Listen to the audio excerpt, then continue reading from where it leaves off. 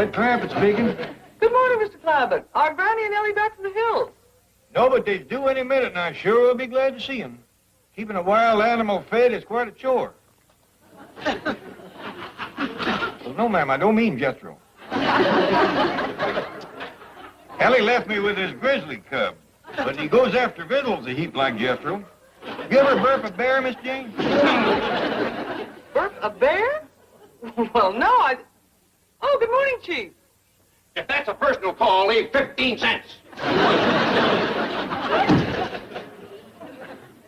If you'd like me to come over and help, I have had some experience handling beasts. Well, that's real nice of Miss Jane, but Cousin Bessie is helping with the other little critters.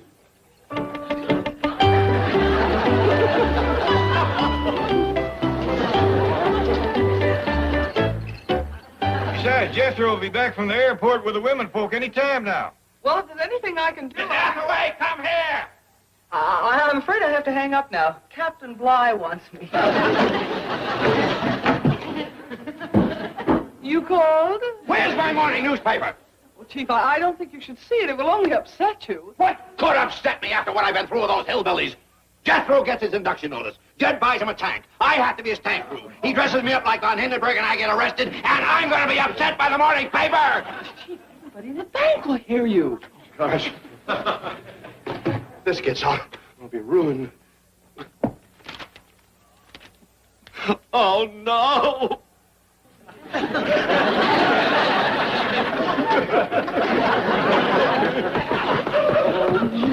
Now, Chief. Oh, soldiers never cry. It's so unfair. Jethro dressed up like General Patton and nobody even saw him. Now, Chief, it's all over. Jethro returned the tank, and right now he's bringing Granny and Ellie home from the airport. Get me out of this thing! Granny, you're busting my eardrum! Hush up, both of you. This is the last time I'm ever hauling females in my tank. Jethro, I thought you took that tank back to where you got it. I did, Uncle Jed. But when I seen the kind of respect a tank general gets, I had to buy it back. You should have seen him saluting me at the airport. Soldiers, sailors, Marines, Air Force. Granny and Ellie. In the tank. Jed, fetch my medical bag. Are you hurt, Granny? No, it's for the general. I ain't hurt. I ain't down there yet. Now, Granny, Jethro's going in the army. Let's be easy on him. Jed, do you know what that boy put Ellie and me through? There ain't room in that thing for four. I ain't neither. Did you say 4? Yeah, we brought you back a surprise. Come on, Pearl. Oh, Pearl, come with you. Well, that's what we call her. Come on, Pearl. I'll take you around back, Carl. We named the pig for Jethro's ma, because it was Pearl who gave it to us. Noisy little critter. That pig was the quietest female in the tank. You're asking for it. Watch out, civilian. You're talking to a 4-star, 2-gun general. Take them suitcases upstairs. Oh, I need me a aide. First aid is what you're going to do.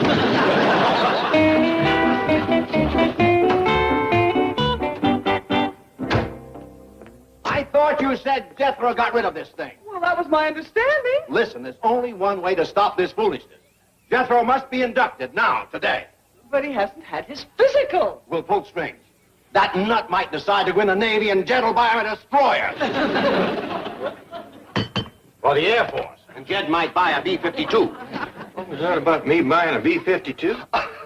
I was just wondering what you might buy me. I'm going to be 52. Oh, a birthday. What do you reckon he'd like, Miss Jean? He'd like to be 52. Where's Ellie Mae? She's out back with the pig. Oh.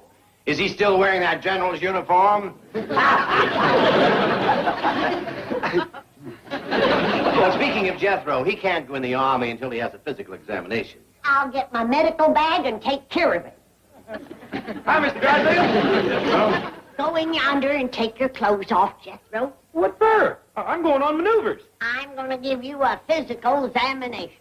Granny, he'll be examined by an army doctor. Oh, no. It was one of them goomers that killed Jed's cousin. An army doctor? High-ranking one, too. General Peritonitis. General Peritonitis isn't a doctor. We found that out. Oh, take your clothes off, boy. Granny, the army doctor. Ain't gonna get their hands on that child.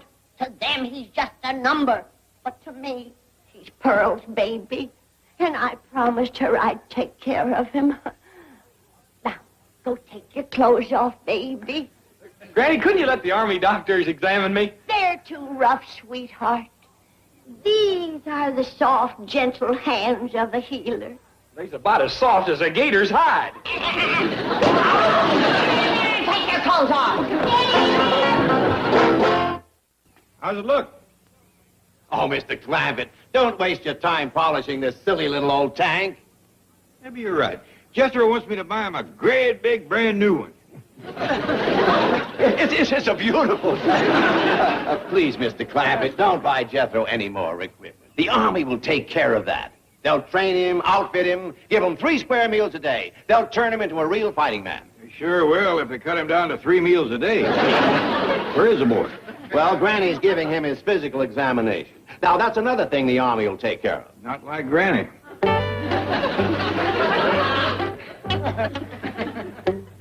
Your temperature's normal. 142. 142 ain't normal. It is if your thermometer has been sterilized in boiling water. Sit down. Cross your legs. I want to check your reflexes.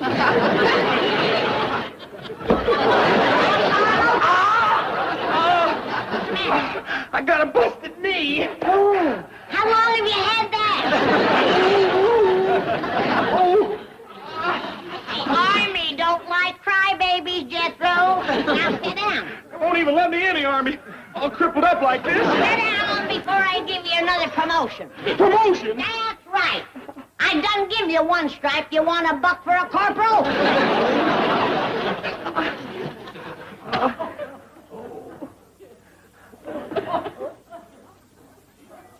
Now, open your mouth and say, ah. I want to look down your throat.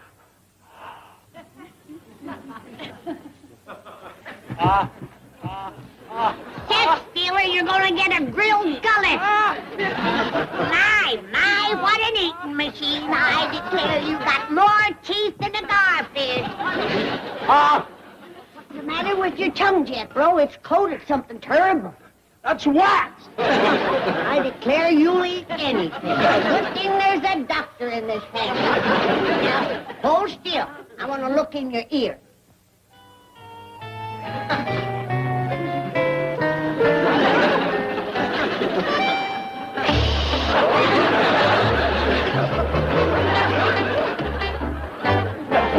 Just as I suspected. What? What's the matter? Nothing.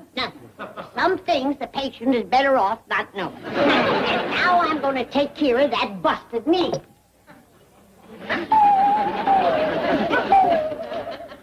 Oh, wait a minute, Granny. Wait. Let the Army take care of that, huh? Now, you listen to me, boy. Your Uncle Jed is paying for everything else. The only thing I got to offer is my medical skill. And that's going to be my contribution. Yeah, but what are you fixing to do with the saw? I'm going to cut you some splints. Oh. All right, boy. You can put your clothes on now. What'd you say, Granny? I said you can put your clothes back on. Well, how'd Jethro make out on his physical, Doctor? I passed him, Jed. But he's got some bad health habits he ought to break. Oh? What are they? Well, for one thing, he eats hot wax. Hot wax? He's got the roof of his mouth all sooty. He keeps bumping into things and busting his knee. Granny, I can't get my general's uniform on over these splints. The splint stays on. Huh? I said leave him on! Doctor's orders! And if the knee gets to paining too much, chew some of these gimp leaves. Oh, gee, Granny, I don't need any of this. Well, boy, Mr. Drysdale said, wear your regular clothes to the Army place. No uniform. Doggone. I ain't hardly in yet, and already I done been busted back to a civilian. Well, it seems hard to hear it. I put corks in his ears What's for? so the wind won't blow through. I'm telling you, Jed, if you was to finger his ears, blow into his mouth, you could play his head like a ocarina.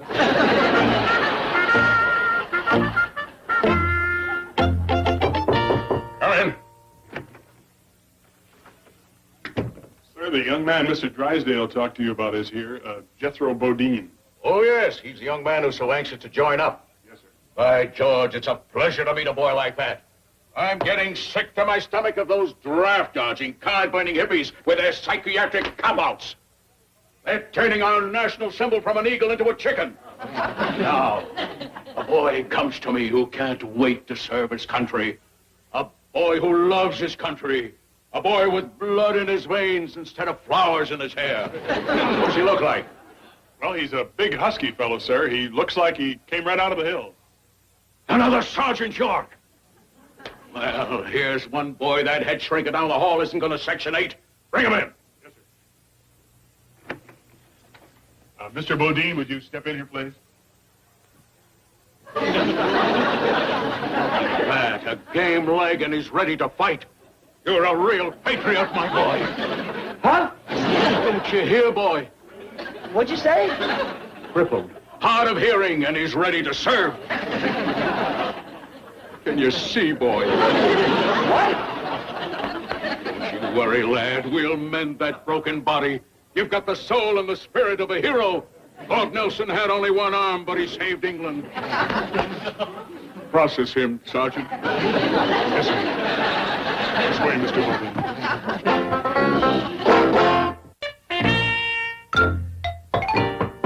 Come in. Good afternoon, Colonel. Well, what do you want, head shrinker? You gonna psych out some more of those mother-hating hippies? No, I came in to talk to you about your hillbilly hero. Who? Superboy, Jethro Bodine. Look here, couch jockey. You're not gonna make one of those Freudian freaks out of this boy. He's got real soldier material. He's the new Sergeant York. You mean Sergeant Bilko? What? I talked to some pretty clever draft dodgers in my day, but this boy is the greatest. Ah, you don't know what you're talking about. This boy wants to serve. You just haven't been able to communicate with him. He's hard of hearing, you know. Not anymore. I took the corks out of his ears. Corks? Right ear, left ear. Oh, come on, Doc. No boy is that stupid. I didn't say he was stupid. In my book, he's a genius. We have had fellas come in here with their lawyers, their mothers, their teddy bears. This boy does it with corks and a limp. Of course he limps. He's got a stiff leg. Not anymore. I took off the phony splints. What do you mean, phony? That boy was in pain. Sure he was. His grandmother hit him in the knee with a hammer. He's also the one who put the corks in his ears. Well, that's understandable. His grandmother doesn't want him to leave home. He's the breadwinner. They're poor. Not anymore. They've got $60 million. Huh? They live in a mansion in Beverly Hills. Then why did he come in here dressed in those old clothes? I tell you, he is a genius. Get a load of this kid's reasoning. Now, he wants us to think that he's stupid enough, to think that we're stupid enough, to think that he is stupid enough. Ah, baloney. Let me tell you something, psychiatrist. Jethro Bodine came to me recommended personally by one of the most eminent citizens of Beverly Hills, president of the Commerce Bank. You mean Field Marshal von Hindenburg?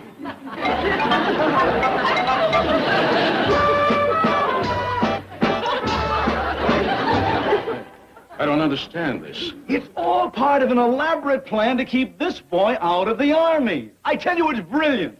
They have spared no expense. The brain that conceived this idea... Come in! Excuse me, sir. You too, sir. Can I join the Army now and go to the front and commence the fighting?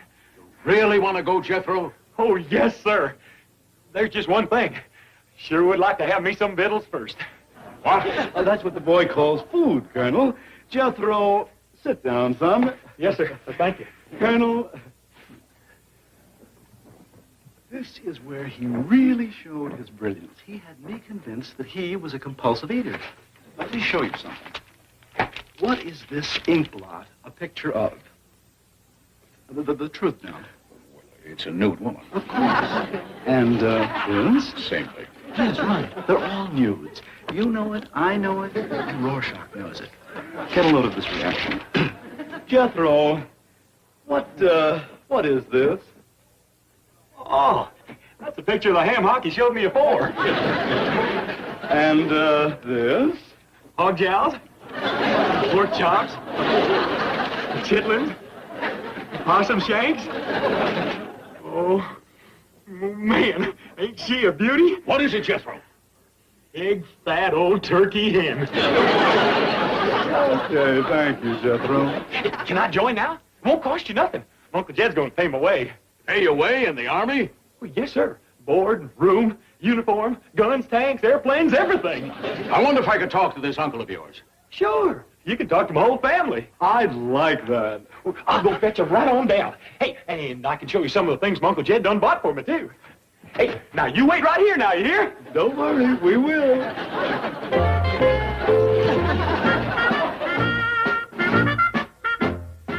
What do you suppose is keeping the boy?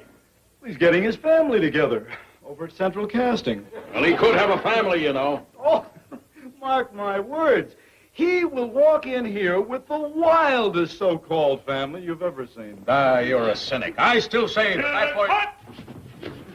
Right in here, sir. Stand at ease, man. Jethro? Well, how do you like it? Uncle Jed bought it for me. The whole family come with me. Are they loaded? Yeah, Granny's the only one that ever takes a nip.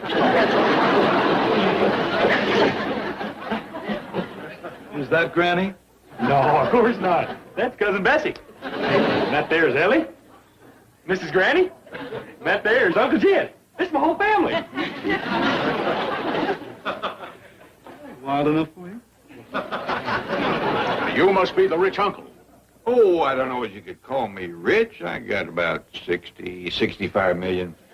Not more. We just spent $10 million on our castle in England. Ellie, he ain't interested in our castle.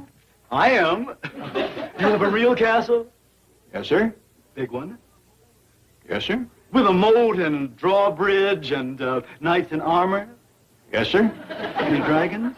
Yes, sir. Knock it off. You must be Granny. That's right. You the one who put the caulks in Jethro's ears? Yep. Was it to keep the boy out of the draft? Oh, it was to keep the draft out of the boy. You must be Cousin Bessie. No, sir, I'm Cousin Ellie. This here's Cousin Bessie. I wanted to bring Pearl along, but Granny wouldn't let me. Well, she was too gamey with all of us closed Granny, up. he ain't interested in Pearl. I am. Pearl is Jethro's mother. I'll give you 2 to 1 he fakes a hostility. Watch this. Jethro, Yes, sir? how do you feel about Pearl? What's there to feel? She's a pig. Terrible thing to say, boy. Well, it's true. She smelled bad enough when there was just the 4 of us in the tank. What tank? Oh, the tank my Uncle Jed bought me. You can see it. It's parked right up front yonder. Well, leastways, Jed, they feed 'em good in the army. What you mean? Looky here. Ham hock, pork jowl, pork chop, chitlins, possum shanks. Well, are you ready to see it my way? Is he the draft-dodging champion? I guess so. What'll I do with him? Put him in intelligence. He's a genius. Well, Jethro, you can take your family back to the studio now.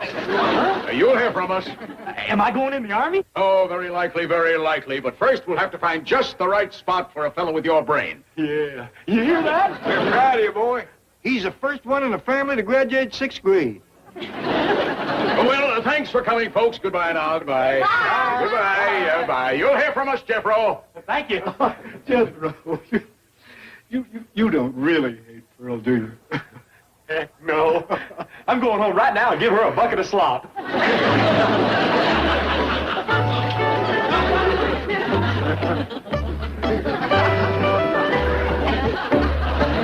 Playing it right to the finish. The girl, the ape, grandmother, the millionaire uncle, all piling into that little tank.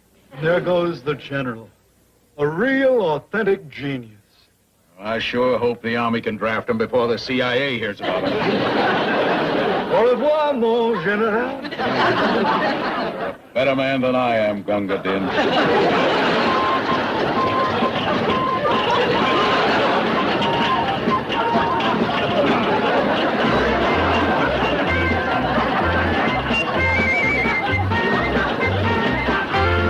Granny, it's 9 o'clock in the morning. He ain't coming till this afternoon. Don't tell him there's plenty of time. Get you dressed, Dad. Now, hold on, Granny. What's all the commotion? I'm just helping Ellie get ready for her date with Troy Apollo. Now, for the wedding, I think right here. Well, now, ain't you being a mite previous? This is the first date. The boy's just coming over to go swimming. Wait till you see the eye-popping bathing suit I made for Ellie. He'll propose between his howdy and his duty. Ellie's already got a bathing suit. Not like this one. Ellie, get down here and model your new suit for your pa. I hope you didn't make her one of them new bikinis Jethro's always talking about. Golly, I might have. I copied it from the last movie magazine that Pearl sent me from back home. Here I am. Sure ain't no bikini. It's right off the cover of Cinema Sirene. Clara Bow was wearing it. Granny, I'd he'd rather wear my regular bathing suit. No more bare legs. When a boy sees that much skin showing, he's liable to think you're something other than a lady. That's why you'll think I'm a fella. Don't believe that's going to be a problem. Oh, Pop, tell Granny you don't look right. Jed, tell Ellie it does so. Now, hold on. I've lived around women long enough to know there's only one way to settle these things. Get somebody else to decide. Now, Mr. Drysdale and Miss Jane is coming over this morning to get me to sign some checks. We'll ask them what they think. What matters is what Troy Apollo thinks.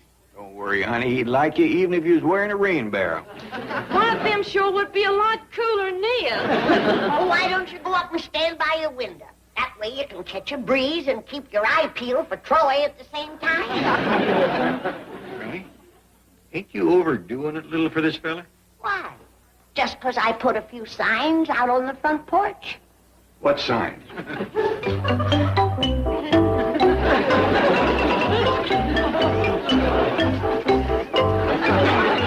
Shooters, line up here. Don't crowd. Make your marriage proposals brief. Others are waiting. After he sees all these signs, he'll propose just so he won't feel left out. Granny, I'm ashamed of you. Well, Ellie Mae's gonna need all the help she can get.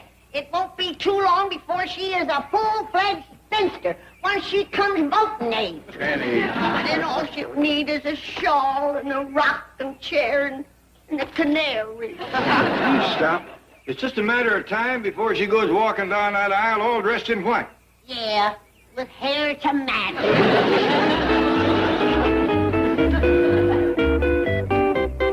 Hello, Miss Babbitt. Granny. Howdy. Greetings, all. Welcome, Troy Apollo. Is this for that young singer? Yeah, he's got a blind date with Ellie Mae this afternoon. Oh, wonderful. Blind dates are great. Always a lot of fun. And isn't that a fine-sounding name, Troy Apollo? Hey, he's right anxious to meet Ellie, too, according to Mr. Cushing. John Cushing of the Merchants Bank set this up? My competition? That's right. Oh, wait, Mr. Clampett. These blind dates never work out. The man's a total stranger. Only a weirdo would have a kooky name like Troy Apollo. I never set much store by a man's handle. As far as there being strangers goes, they won't be once it's introduced. Oh, that Cushing. Well, that's right nice of him. Got me right in my heart, too. Well, let's go in and sign the check. I'll get the goose quill. Oh, the underhanded, low-down. Now, Chief, you have been putting off getting Ellie a date. I rather suspected that one day Mr. Cushing would steal your thunder. Who cares about my thunder? He's trying to steal the Clampett account. Please don't stamp your foot again. Why not? It's very childish and extremely painful. Oh, what do you know about pain? A few broken toes. I stand to lose my biggest account. That is pain. Now, hang on, Chief. There's always the possibility that Troy and Ellie will hate one another. Oh, what a joy that would be. But I just can't sit here and hope. I've got to do something. Chief, you won't stand in the way of Ellie's happiness. course not. But I'm going to find someone who will. You mean competition for Troy Apollo? Right. And he's going to get here first. But who are you going to ask? Oh, what does it matter? Some pleasant, nice-looking fellow. I'm going to start by asking Cary Grant. Sorry there were so many checks to sign, Mr. Clapper. Never thought spending money could be this tiring. Before you go, I want you to look at Ellie's new outfit. Ellie Mae! Howdy, Miss Jane. Oh, hello, Ellie. My, that is a nice-looking little dress. Miss Jane, it ain't a dress, it's a bathing suit, and we like your thinking on it. Your honest opinion. Granny, to be honest with you, it's absolutely archaic. See, I told you she'd love it. Oh, I'll get it. Chief. Wait till you see who I found for Ellie. He just won the title. Mr. Clapper, I have a date for Ellie. She already has a date. When she sees this boy, she'll throw rocks at Troy Apollo.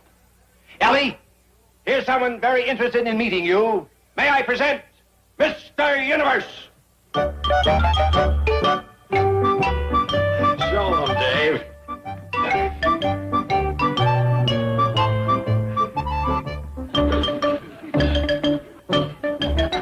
That fella a date for me, Pa? That's right.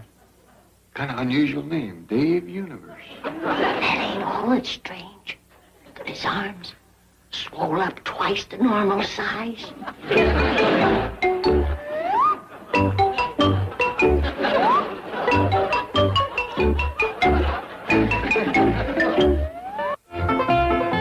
Let's get out of here and let them get acquainted. How? That Dave won't talk. He just stands there flexing his muscles. Now just make yourself to home, Mr. Universe. Thank you, and call me Dave. All right, call me Jed. This here's Ellie and this is Granny. Hi, Ellie. Granny. Dr. Granny.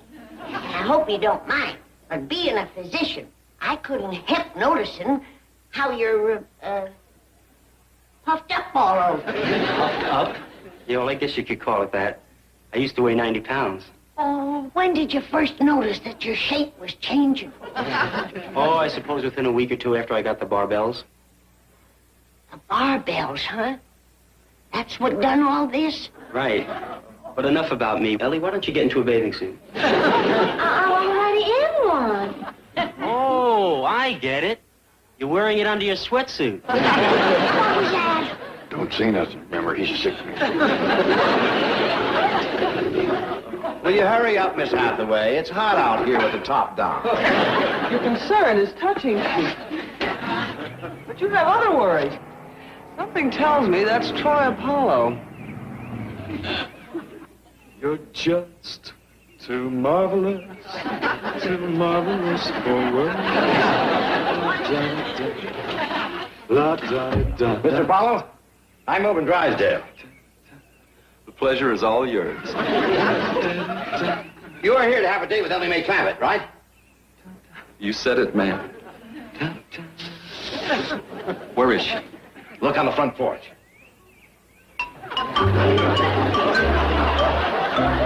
It's Ellie Mae Clampett? You said it, man.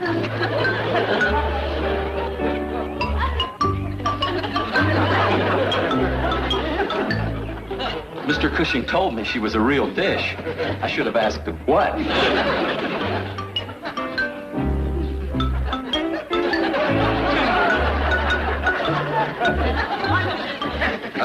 Look, I got a recording session. Why, you haven't even met Ellie. Well, I wish I could. Give her my regrets and tell her to stay with her weightlifting. Maybe it'll help. Anyway, it can't hurt. We're running a little late, folks. Wouldn't you like to sit down and rest a bit, Mr. Universe? Dave. And Ellie, I think we'd better get down to business. You know, I've only got this afternoon, and then that's it. And you want to spend it with me? That's right. I want to make you the next Miss Universe. Well, Dave, I know you ain't got much time, but we just met one another. Well, so what, Ellie? I can see you're a beautiful, charming girl. You've got a lovely figure, I think. That's good enough for me. Thank you, Dave, but I better go and see if Granny's got lunch ready. No. There's everything in this book from baldness to bow length, but not one word about barbell float. I notice it's affecting the boy's memory, too. Can't seem to remember his name. Has to have Mr. Universe printed across his shirt. I've got to find a cure for that ailment, but nobody seems to know anything about it. Granny, why don't you try the AMA? Of course. Apodaster's Medical Almanac. I keep it in the kitchen because it's got a dandy recipe in it for pecan pie. Hello? That Mr. Universe just up and asked me to marry him. I should have known this would happen. You in that bathing suit would turn a healthy man's head. Ellie, are you sure? Well, he come right out and said he wanted me to be the next Miss Universe. Next Miss Universe? Then he must be a widower. The boy has had his share of trouble. What am I gonna do? I sure can't marry him. It's a shame, but I gather he ain't long for this world. He said he only had this afternoon, and that was it. You ain't got much time, Granny. Anything on barbells and medical almanac? Nope. The only thing under B is bellyaches and blueberry muffins. And I reckon it's beholden on all of us to see to it that his last hours are as comfortable as possible. Howdy. Hi. I don't believe we've met. My name's Jethro.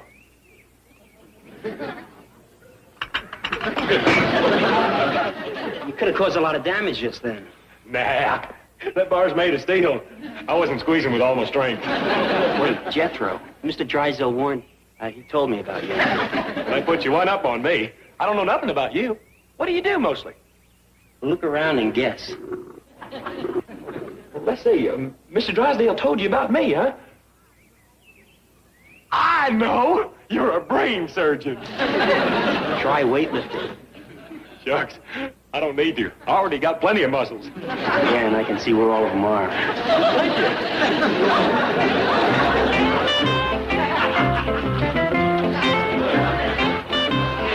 Say, you're a brain surgeon. How come you got Mr. Universe right across your chin? Look, Jethro, I'm not a brain surgeon. My name is Dave. I'm a weightlifter, and I'm here to coach Ellie Mae. She's entered the Miss Universe contest. Well, say, how about that? Anything I can do to help? I don't suppose you'd leave. Man, you don't have to worry about that. Well, I left a couple of dumbbells out on the front porch. You think you could bring them back here for me? Sure. What are their names? Their names? Well, I got to call them something. They're dumbbells. I'll be the judge of that. What? I don't believe in mean-mouthing folks just because they ain't smart as me. Well, Granny's working on her cure. You go down there and keep Mr. Universe's mind off his trouble. Granny, do you see what I see? I sure do, Jed. You got to admire his spunk. Swole up as he is, that poor boy is trying to build himself a wheelchair.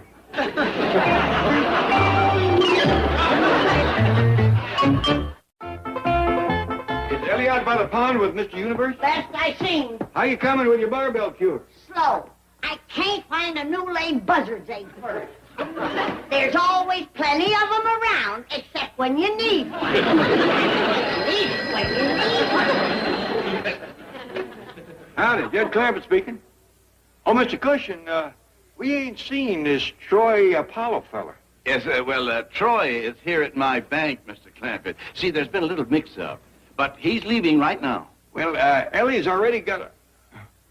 Well, I reckon Troy and her did have a date. I'll tell you what. I'll have Ellie meet Troy out in front of the house, and we'll work it out from there. Fine, Mr. Clampett. Well, I'll be talking to you. Goodbye. All right.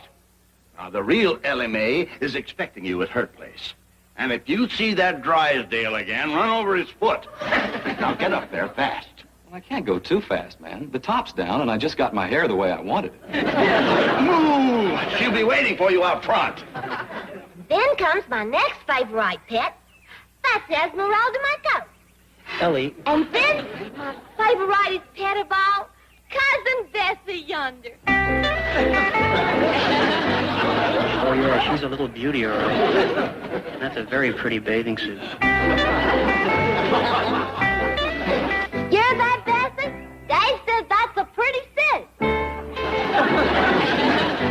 Speaking of bathing suits, Ellie, if you plan to be Miss Universe, you're going to have to do something about that one. I like you a lot, Dave.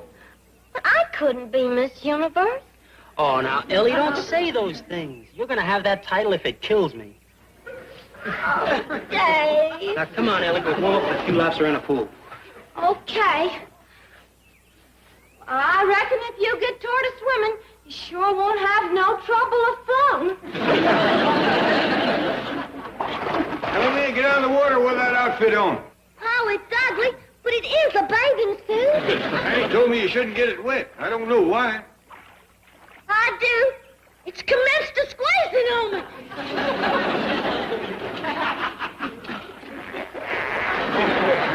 What's wrong? From the sound of it, it ain't stopped shrinking yet. I gotta change. Excuse me, Dave. Any friends of Dave's around? If you are, let out a yell. Quit your bellowing. This is a hospital zone. A hospital zone? I ain't got time to explain. I'm looking for a buzzard's egg. I might have to go outside of Beverly Hills to find one. Well, you're standing in the right place. There's a car coming that's going to knock you clean to Pasadena. I think that might be Troy Apollo. Run, get Ellie.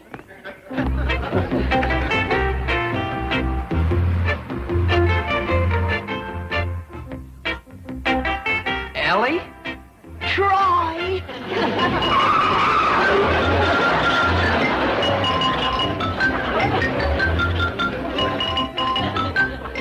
Was that Troy Apollo? Yeah, but you can forget about him. He tore out of here like a scalded cat. He didn't like the looks of the house. Anyway, we gotta turn our attention back to Mr. Universe. He may be sick, but at least he's interested.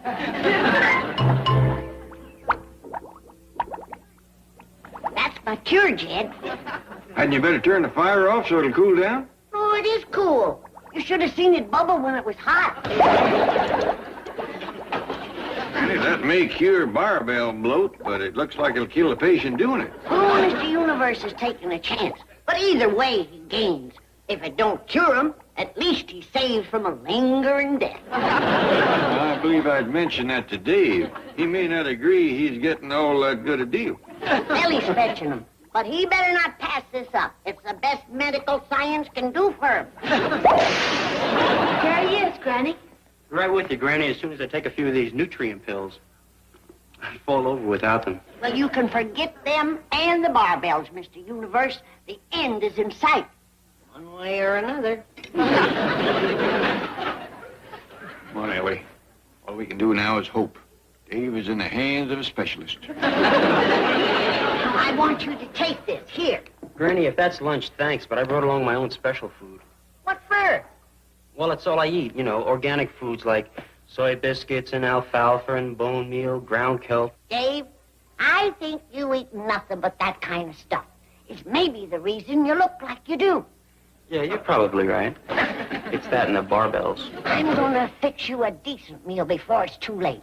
But, Granny, I don't have an appetite for regular food. You ain't tasted it the way I fixed it. Here.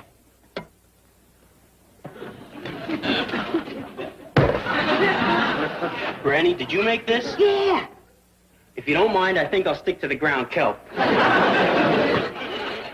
They don't answer the knock. They must not be home. They are home. And you are going to meet the real Ellie Mae Clampett, or I'm withdrawing my bank support for you. And that means you can say goodbye to your ambition to become United States Senator from California. But even I can't win the election on my singing voice alone. Then go around back and find Ellie Mae. And to make sure you stay here, I'm going to take your car. I'll pick you up later. Mr. Cushing, Don't press me, Troy. I'm still not sure that America is ready for a senator who uses curlers and a hairnet. Ellie, come on, let's go to work. Ellie!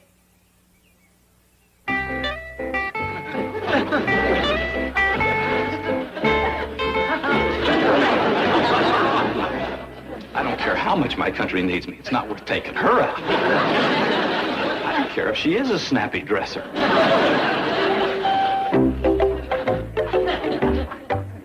Here I am, Dave. You feeling any better yet? Ellie, I feel great.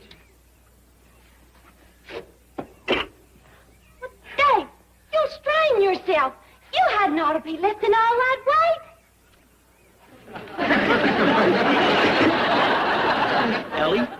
Ellie, where did you get all that strength? Well, Granny says we're healthy because we always eat the right foods. Well, like for dinner, we usually have hog jowls and collard greens and grits and... Ellie, thank you, and I'll be back in a bit. Okay, I'll straighten up while you's gone. Jed,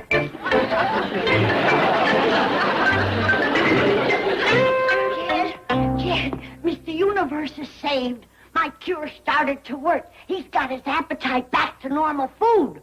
I didn't know he'd ever lost it. You should have heard the things he was eating before he took my cure. But a bit ago, he came running in here hollering for triple helpings of my hog jowls, collard greens, and grits. All right, Granny. Now you better get started on your next cure. What next cure? For indigestion. Eating triple helpings, Mr. Universe is going to need it. Start looking for another buzzer's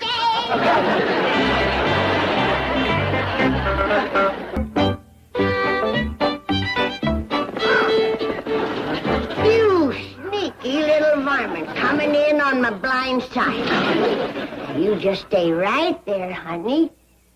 I'm gonna give you some rock salt and some bacon rind to go with your corn.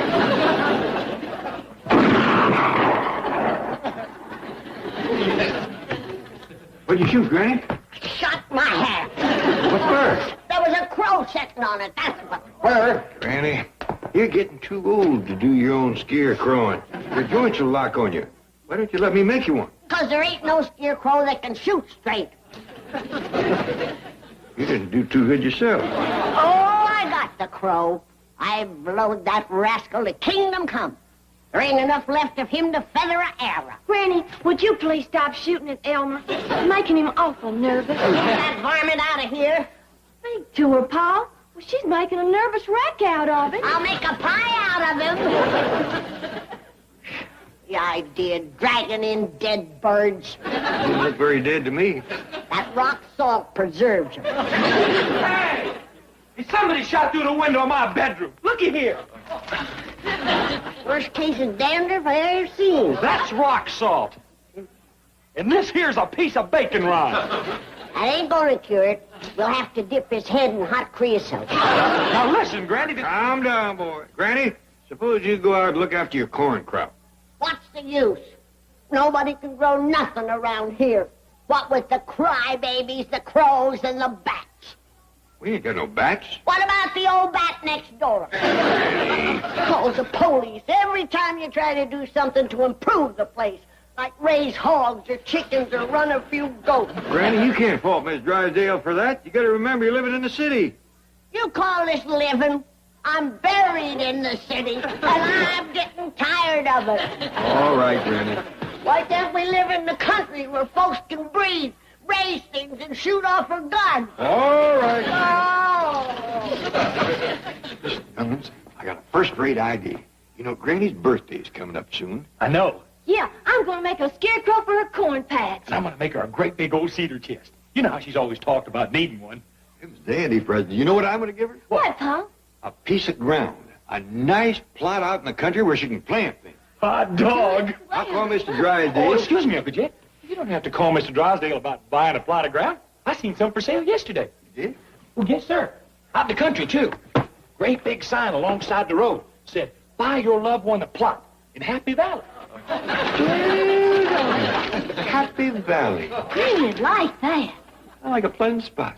Here it is. Happy Valley. I'll call him for you, Pa. Here's the number, Ellie. Now, remember, not a word to Granny. You want this to be a surprise.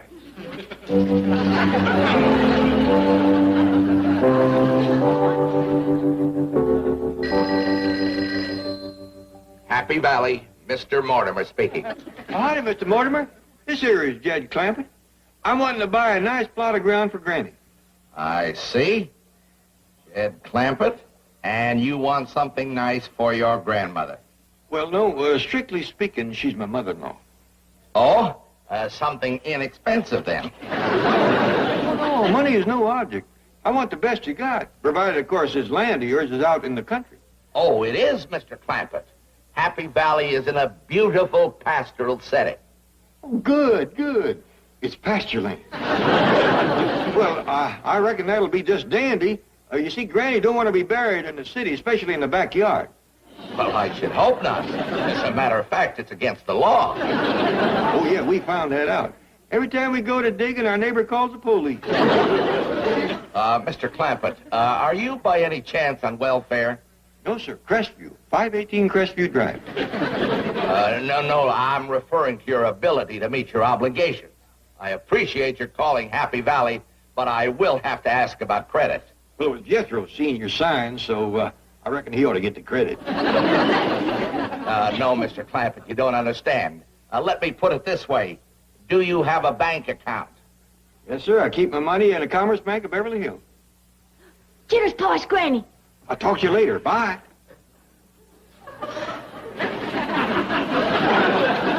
What's going on?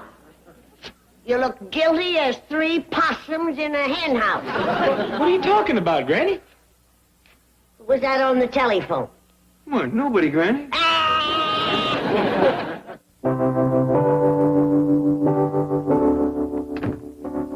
I'm ready to call on the bereaved family, Mr. Mortimer. Good. Now, here's your fact sheet. The name is J.D. Clampett. The address is Beverly Hills, and the bank account is $65 million. And the name of the loved one? Look, as far as I'm concerned, it's J.D. Clampett. I meant the name of the dear departed. I don't know. It's his mother-in-law. They call her Granny. I want you to try to sell him a family plot. These people are loaded. I see there are 4 in the family. Yes, but I want you to sell them 5 plots, 1 for their banker. Their banker? Believe me, when Clampett goes, that guy will kill himself. Come to think of it, the banker's married, too. Sell him a 6-pack. Mr. Mortimer, try to remember you're not peddling beer anymore. I'm not peddling plots either. The guy that sold me this property said I'd make a killing here. I may have to get any business.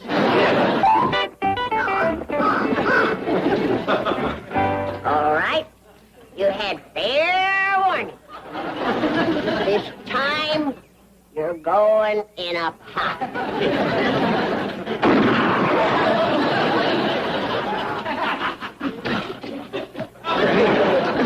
You don't leave off shooting, you're going to have the police down on it. I aim to take 1 more shot. Of my rheumatism medicine. I believe I'd take it easy on that jug, too. This is strictly for medical purposes. I can feel the rheumatism burning its way up my legs. I gotta build me a fire break across my stomach.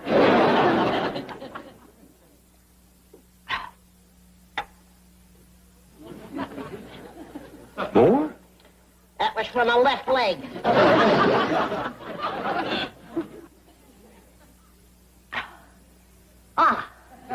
Better living through chemistry. You ain't got rheumatiz in your arms.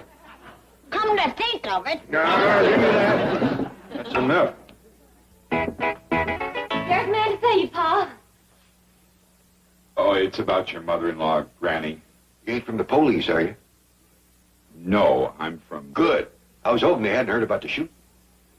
There's been a shooting. Miss Granny.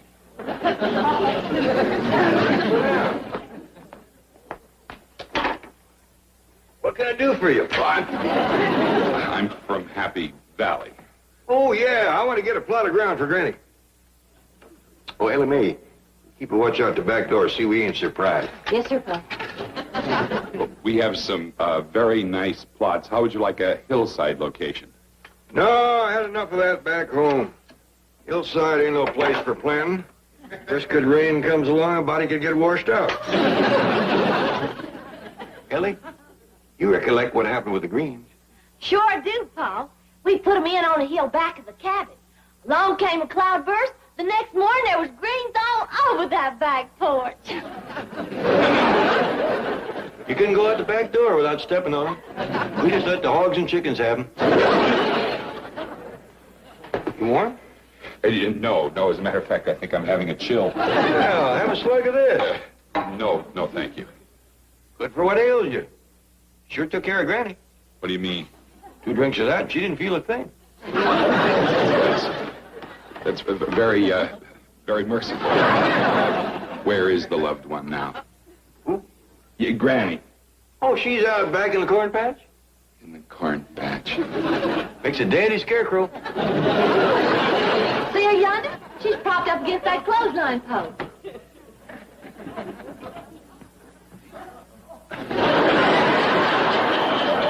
You don't intend to leave her out there like that, do you?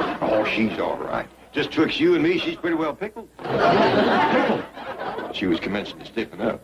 Well, I think I better get back to the office. Oh, wait a minute. What about Granny's plot? Well, that'll be up to Mr. Mortimer. Well, now, I want it nice and level and plenty big so we can put in some greens. Greens out here? Sure, we aim to put in a whole bunch of them. Well, I'll tell Mr. Mortimer. Yeah, and tell him not to say nothing. We want it to be a surprise. Oh, yes. And don't you say nothing either. No. Word of honor. What are you babbling about? Are you trying to tell me that Clampett shot his mother-in-law? Shot her, pickled her, and put her out in the corn patch for a scarecrow. What, are you putting me on? Mr. Clampett and his daughter are cold-blooded killers. Daughter's in on it, too? They make Bonnie and Clyde look like the Bobbsey twins. What did you sell them? I'm telling you, they are murderers. Back in the hills, they wiped out an entire family, the Greens. You mean like a feud? Yes, and now they're planning to surprise the Greens out here. Hey, wait a minute. This may be just the break I've been waiting for. You can bury an awful lot of greens with $65 million. I quit. No, you don't. You're into me for 5 weeks' salary, and you haven't even sold your first plot yet. Sue me. I'll do better than that. I'll call Clampett, and I'll tell him your name is really Green. Oh, no. Oh, yes. Happy Valley, Mortimer speaking. Well, hello, Mr. Clampett. What a pleasant surprise. My salesman and I were just talking about you. Yes, he'll be right over with the contracts for you to sign. Going back there? Say, I never did catch that salesman's name. His name? I'll spell it for you. G-R... Right, I'm going. I mean B-R-U-B-A-K-E-R. Brubaker. Did he tell you I wanted plenty of room to put in some greens? Mr. Clampett, you can have one entire section of Happy Valley just for the green. We'll call it Green Acres. There's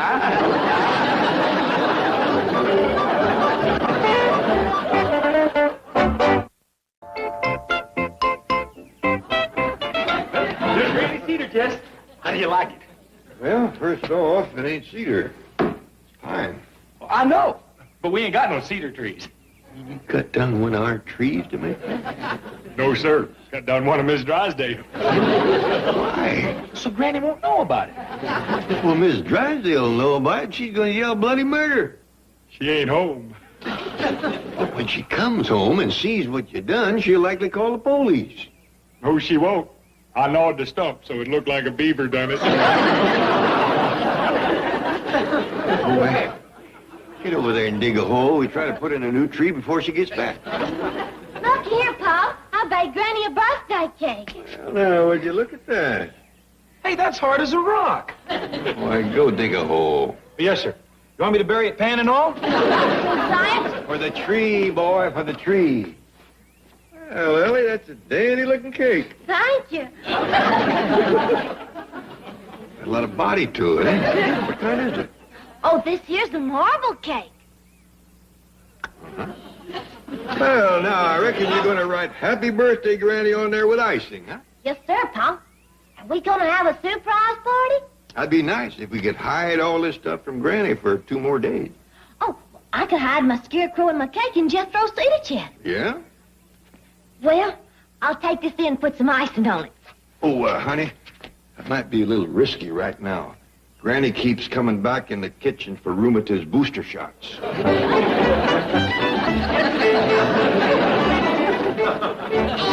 Get out of my kitchen, you hairy little goober. Many times have I told you that apes are not people, they're varmints. Oh, I can't make it. My joints are all froze stiff with the rheumatiz. And relief is just to swallow away. Bessie, honey, help your poor old granny. I was only funning you when I called you a varmint. You was one of the family. Pull the cork and give your poor old granny some medicine. it, sweetheart. Now, pour some in the glass.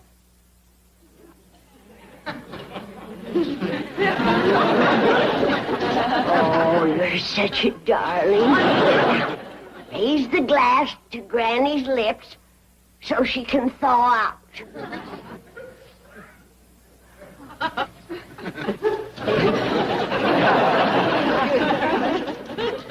Granny!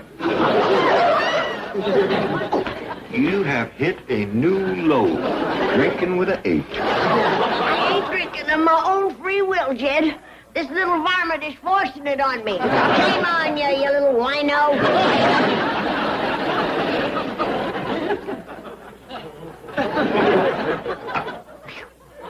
Turned off kind of warm, didn't it? Granny, listen to me. You go upstairs and take a nap. Well, I can't. I gotta watch my corn. You gotta watch your health. I'll drink to that. There you go. Now you go up and lay down and rest. It's too hot in the house. Well, then go in the root cellar and lay down. Good idea. I'll take this with me to keep it away from that alcoholic ape. Oh, I'll take it with me. Now you go have yourself a good long sleep. How about a nightcap? Good idea. Pull it down over your ears. Can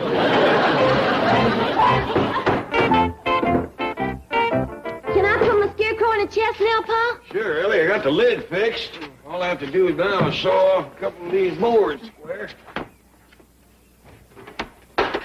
Oh, where's my cake? Jethro's doing the printing for you. He's the best in the family, you know. But I made the icing yet. Oh. Well, here he comes. We'll tell him not to bother. Hey, take a look at this letter. If you like it, I'll put happy birthday right above Granny.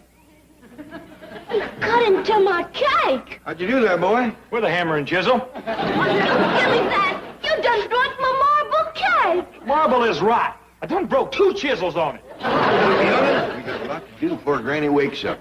Jethro, you let her them garden markers. Ellie Mae, you commence calling folks and invite them to the birthday celebration. Hey, Pa, look who's coming. That's him, the one with the saw. What is that he's making? A casket. What else? Why, it's horrible. I warned you. Yeah, I figured on selling him one of those $10,000 bronze jobs. Let's drive on. Oh, no. That man is a drunken, mad dog. He kills in cold blood. But he pays in cold cash.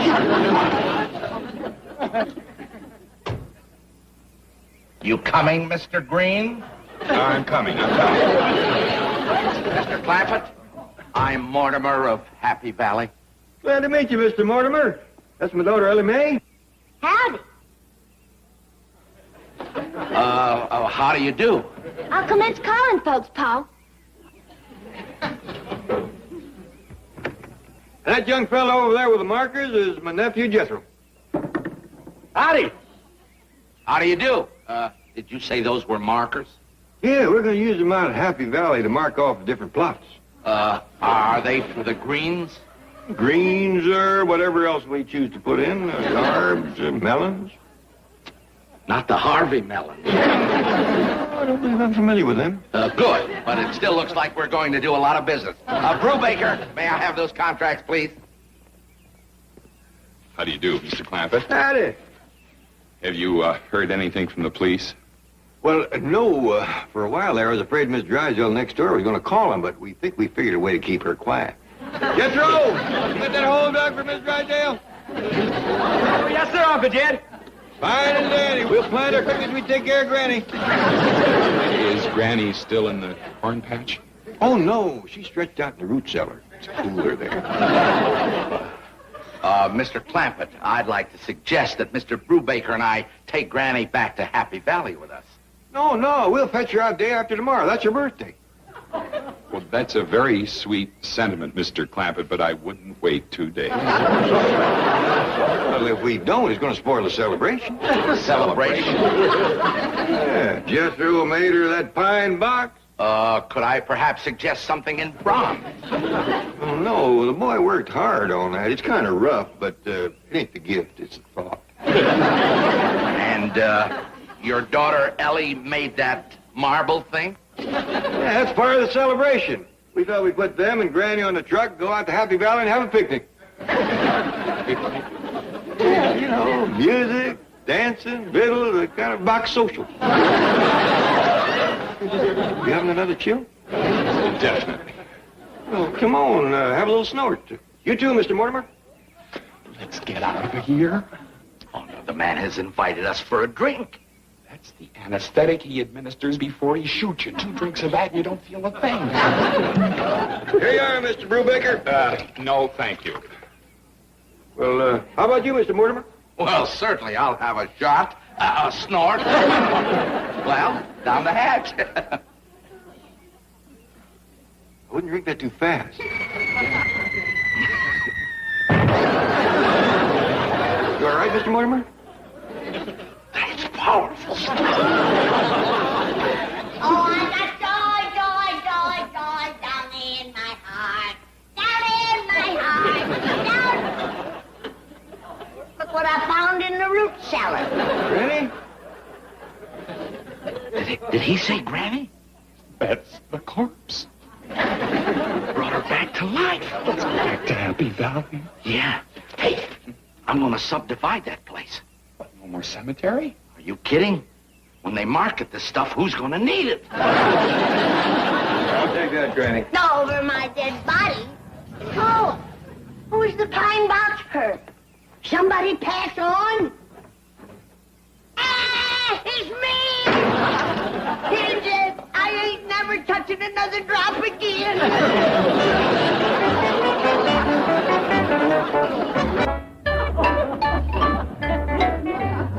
Master Ellie, I want Miss Drysdale to get an uncut whiff of my possum rendering.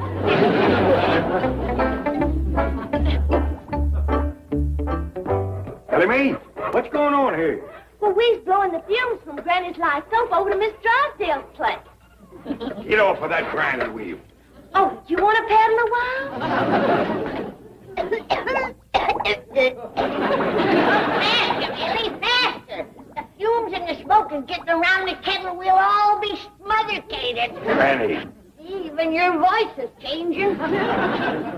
Jim. Now, don't you try to stop me.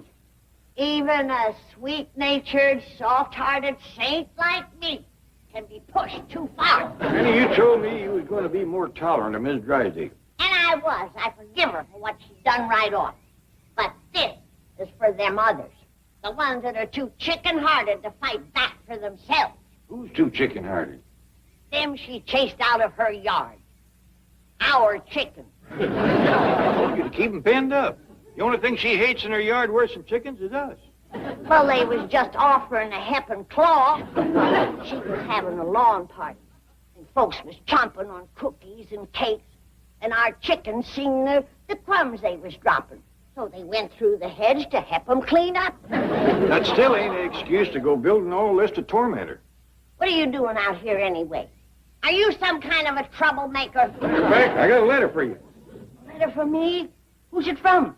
I don't know. It ain't got no return address. I'll see it open. Oh, Granny, it's for you. Just open it. I ain't used to getting mail addressed to me. The only mail we get is for that other family. Name of occupant.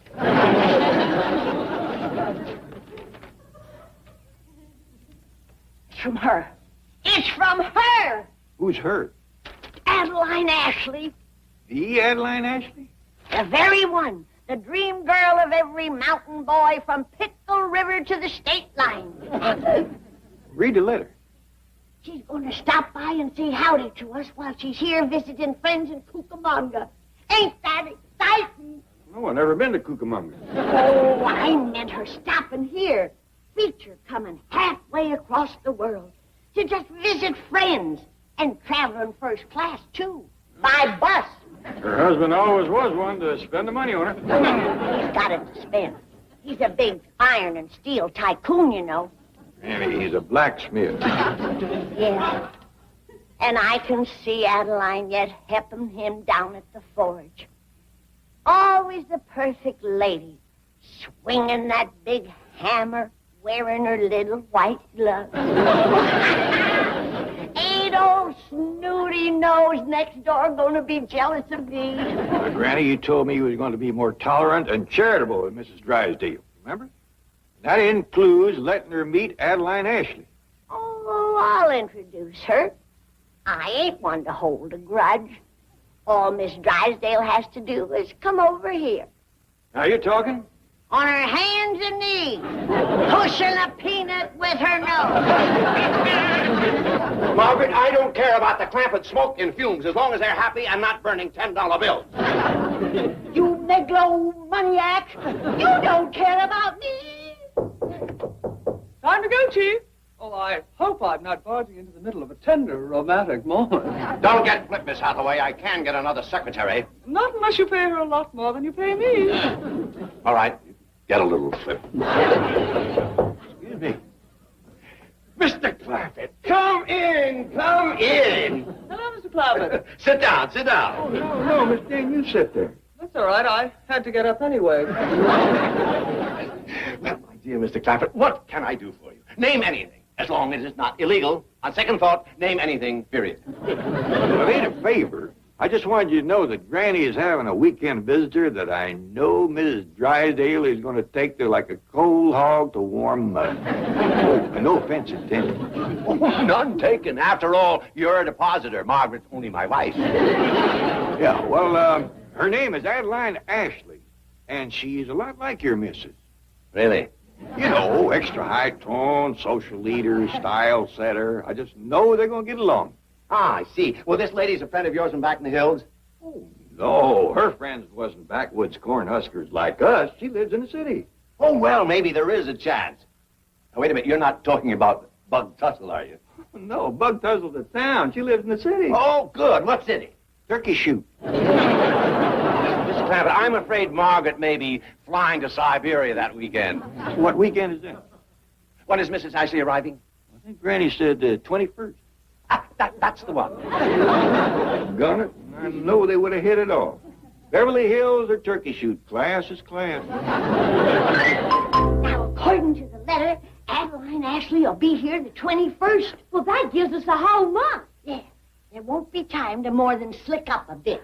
We'll make new drapes, slip covers for all the furniture. We'll paint the whole house, inside and out.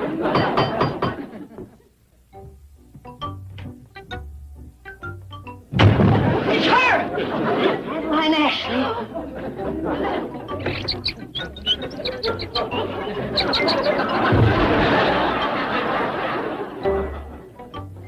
I have got off to better starts.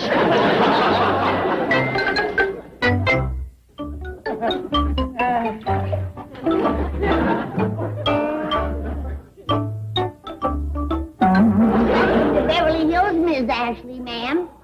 Your Majesty. Up in gizzards. My nose is plumb broke. No, it's up in the air like always. Feels like it's the mule ticked. What you put on it? The front door. No, I'm sorry. What did you put on that cork? My very best corn squeezing.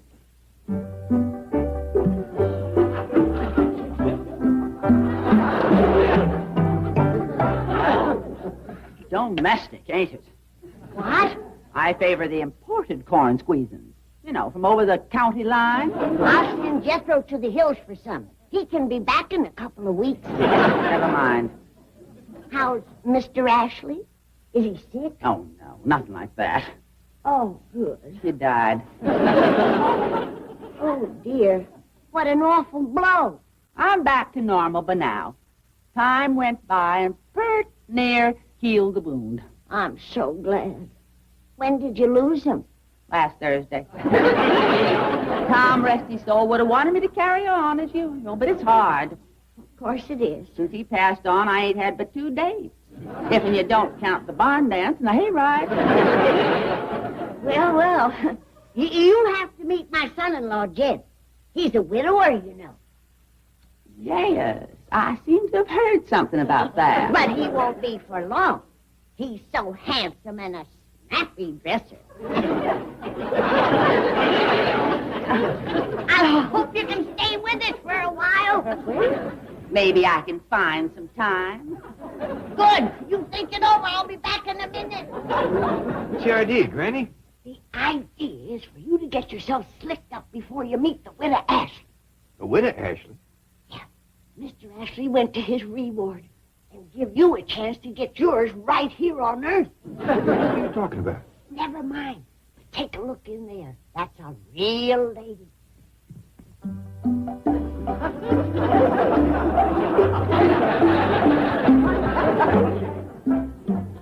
Real lady, she tips a jug a lot like a real man. Did you see her little finger up in the air? That's what you call manners. Either that or for hanging her empties on. Yes, it could have been a very sticky mess, Miss Hathaway. I can't imagine Margaret meeting Adeline Ashley. Yes, your wife does behave as though anyone who didn't come over on the Mayflower is an undesirable alien.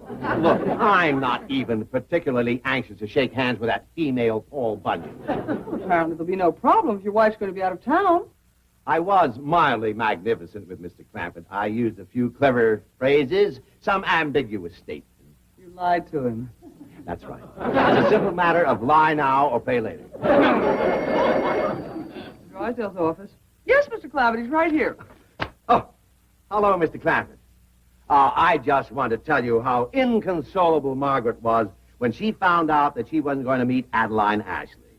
Oh, she was just broken-hearted. Yeah. Well, perhaps we can get them together some other time. Today? Oh, yes, that would be great. Yes, she'll be thrilled. Yes. Goodbye. If you're looking for dust on that, you won't find a lick. No, I just want to see where some of these things is from. I see most of them is from France and England. That's good, is it? Not too. All my stuff come from much further away than that.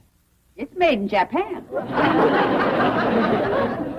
Well, here comes my tall, rich, handsome, kind, considerate widower son-in-law, Jim. Yes, I want you to meet the beautiful, elegant, fancy-mannered, well-dressed, and very strong widow, Adeline Ashley. Hi, Miss Ashley. Hefting them blacksmith hammers sure has give you a powerful grip. Oh, Jay, I bet you say that to all the girls. No, he don't. You can believe me. Well, sit down for a spell, ma'am. I'd like to chew the fat with you a little. When you put it that way, I can hardly resist. I'll leave you two youngsters alone so you can get better acquainted with each other.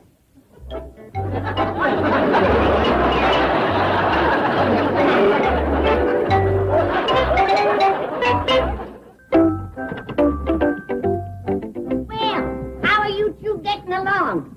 I bring you a little light refreshment.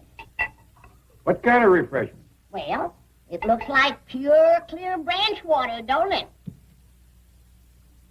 Oop! Spilled a drop.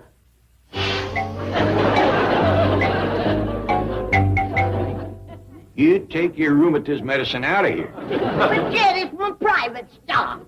I told you, I don't want nobody drinking that. It's already been sitting so long that it's only good for blasted stumps. All right, Granny. I find Jed's company is all the refreshment I need. Oh, fine. Then I'll put on a little mood music. Something to break the ice.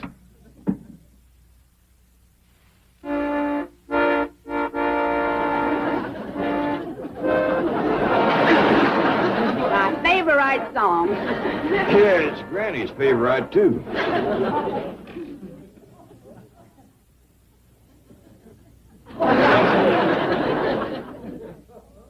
Well, let's get back to our next-door neighbor, Ms. Drysdale. Oh, do we have to? Oh, we could talk about you, back home. Oh, doggone. I clean forgot. After all you've been through, I reckon it's too painful to talk about. Oh, no. When my husband, what's-his-name, passed on. Tom? Yeah, Tom. Anyways, everybody says I'm still a prize catch. Oh, I'm sure you are. Where else are you going to find a woman that's a combination fashion play than blacksmith? You turn my head with talk like that. Well, Now, Jed, we've known one another for more than 20 minutes now. Isn't there some little question you'd like to pop? Well, yeah. How do you shoe a mule? You know how to shoe a mule. Well, yeah, but not like you. They say that you're the fastest hammer in the hill. All right. Come on, over here. Now, lean against that. Now, I take the mule's hoof, like this here. Granny, are they holding hands yet? Oh, I wouldn't say that. What are they doing? I ain't sure. But if that's their idea of spooning, they need a refresher course. Chief, I hate to keep reminding you, but the Clampetts and Adeline Ashley are expecting a visit from your wife. Yes, and I was expecting you to think of a way to get her over there. Chief, I can't. Adeline Ashley is a hillbilly. I'm sure your wife would rather be introduced to Jack the Ripper. But what if Margaret thought she really was the leader of society? Chief, even you couldn't tell that big a lie. I could, but she wouldn't believe it. Wait. There's one thing your wife would believe is absolute truth without a qualm or a moment's hesitation. What's that? Idle gossip. Ah, too late for that now. Not if we utilize the fastest, most efficient communications network ever known. What's that?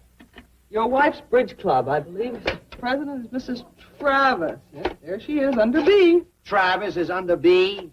For blabbermouth. Hello, Mrs. Travis. Yes? What is it? This is the Beverly Hills News calling. We've heard a rumor that the fabulous socialite and style setter Adeline Ashley is in town. And we thought that you, as a leader of Beverly Hills society, might know her whereabouts. I know the whereabouts of everyone who's anyone, but I certainly wouldn't tell the papers. My dear friend Adeline is entitled to her privacy. There it is, Chief. We have now about a 10-minute wait. If this doesn't work, tomorrow you don't either. Millicent, keep this under your wig, but Adeline Ashley is in town. The famous socialite and style setter. You call Bobo and Ethel, and I'll call June and Priscilla. And remember, it's a secret. And my name. Socialite and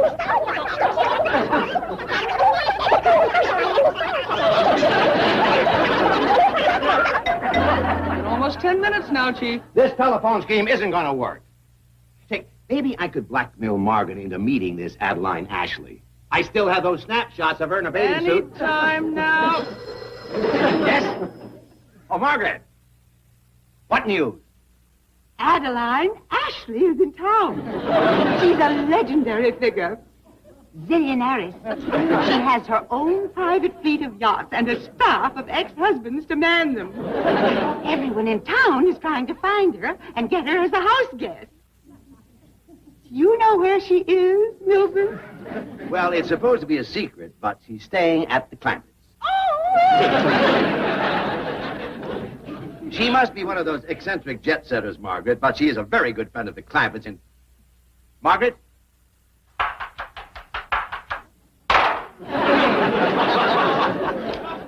Dad, don't you want to talk about something besides Granny when you're with a pretty girl like me?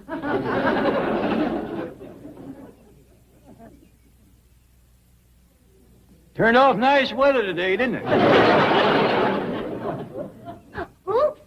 I hope it's all right to meet you by now. Sure is, honey. Miss Ashley, this here is my daughter, Ellie Mae. Howdy. Howdy doody. Howdy doody. Granny said you was a real fancy talker. Mercy. That's French for thank you. Boy. Well, I'm feeding my critters now. Bye and mercy.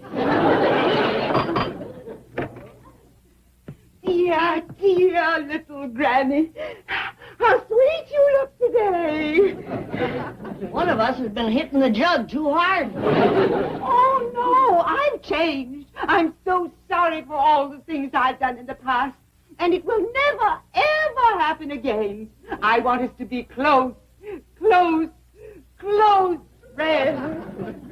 I've been waiting for this for 6 years. Now I ain't so sure I want it. Please, Granny. All right, Miss Drysdale, we's friends. Good. Now may I meet Adeline Ashley? I should have known that's what you was after. Just wanted to invite her to be my house guest for a couple of weeks. Close friends. Your friendship is as phony as your eyelashes. Oh, please, Oscar. I'm going to, just to hear her say no.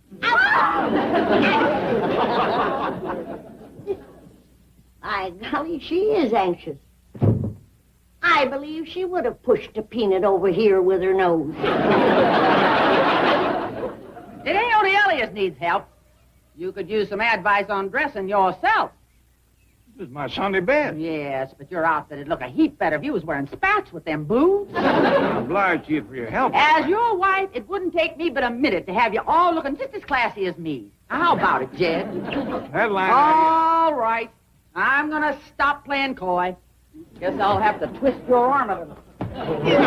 Marry me. I'm sorry, Adeline, but no. This is the holt I got my first husband with. And Ashley, you're trying my patience.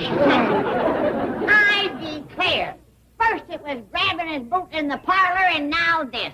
I'm going to have to give both of you spooning lessons. Our snooty neighbor over yonder, Miss Drysdale, wants you to be her house guest for a couple of weeks. I already know your answer. I accept. That's the wrong answer. I ain't throwing away my youth waiting for you to propose, Jed. I've already wasted half a day. Adeline, you mean you're going to stay over there with Miss Drysdale? Well, I've got to get back to some sophisticates like myself. You know, the in crowd. Hey, wait! Let her go, Jethro. But look where she's headed. She won't see the Drysdale's fish pond. Let her go, Jethro. See? She got soaked. Yeah.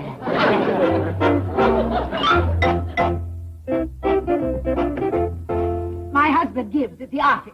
But Miss Drysdale, I'm Adeline Ashley. I'm going to be your house guest for the next 2 weeks. All right, I'll stay longer. Sounds like Miss Drysdale is happy to see Adeline. Well, birds of a feather, Granny. She's a peacock, and we're just a bunch of old crows. Speak for yourself. The third movement of the script carries Jethro Bodine from the improvised examining room of the Clampett mansion into the formal and increasingly bewildered atmosphere of the Army Induction Center.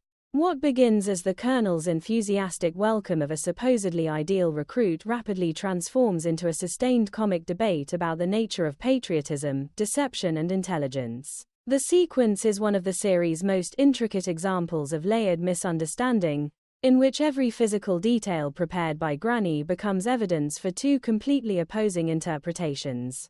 The result is a rich exploration of how institutions attempt to classify the unclassifiable and how the Clampett family's particular logic can short-circuit even the most confident bureaucratic systems. The scene opens with the arrival of the young man recommended by Mr. Drysdale.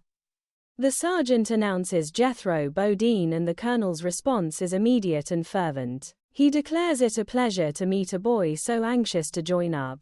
The speech that follows is a concentrated expression of late 1960s military frustration. The colonel is sick to his stomach of draft-dodging card-burning hippies with their psychiatric come-outs. He laments that such men are turning the national symbol from an eagle into a chicken. Against this background, Jethro appears as the longed-for alternative, a boy who cannot wait to serve a boy with blood in his veins instead of flowers in his hair. The language is deliberately heightened, reflecting the cultural tension of the period when the draft was both a legal requirement and a source of widespread protest. The colonel's relief at encountering what he believes to be genuine enthusiasm is palpable, and it sets the emotional stakes for the comedy that will follow. Jethro's physical entrance immediately complicates the colonel's idealized image. He is described as a big husky fellow who looks as if he came right out of the hills, another Sergeant York. Yet the reality that confronts the officers is a young man with a game leg who does not appear to hear clearly. The colonel's attempts to communicate produce a series of escalating mishearings. When told, he is a real patriot, Jethro responds with a puzzled what? The colonel notes the crippled condition and the hard of hearing, then marvels that the boy is still ready to serve. The comparison to Lord Nelson, who saved England with only one arm, elevates the moment into mock heroic territory. The colonel's determination to process him anyway reveals both his desperation for willing recruits and his willingness to overlook obvious physical limitations in the name of spirit. The entrance of the psychiatrist, referred to dismissively as the head shrinker and couch jockey, introduces the central conflict of the sequence. The colonel expects further psychologizing of mother-hating hippies. Instead, the psychiatrist has come to discuss the hillbilly hero. The exchange that follows is a classic confrontation between two forms of institutional authority. The colonel insists that Jethro has real soul. The psychiatrist counters that he is more like Sergeant Bilko, then elevates the claim further by declaring the boy the greatest draft dodger he has ever encountered. The dialogue is structured as a rapid series of contradictions, each man interpreting the same evidence through an entirely different lens. The removal of the corks provides the first major revelation. The psychiatrist announces that he has taken them out of both the right ear and the left ear. The colonel's disbelief is immediate. "No boy is that stupid," he protests. The psychiatrist's reply is the thematic heart of the sequence. He did not say the boy was stupid. In his book, Jethro is a genius. The explanation that follows is a masterpiece of inverted logic. Previous draft dodgers have arrived with lawyers, mothers, and teddy bears.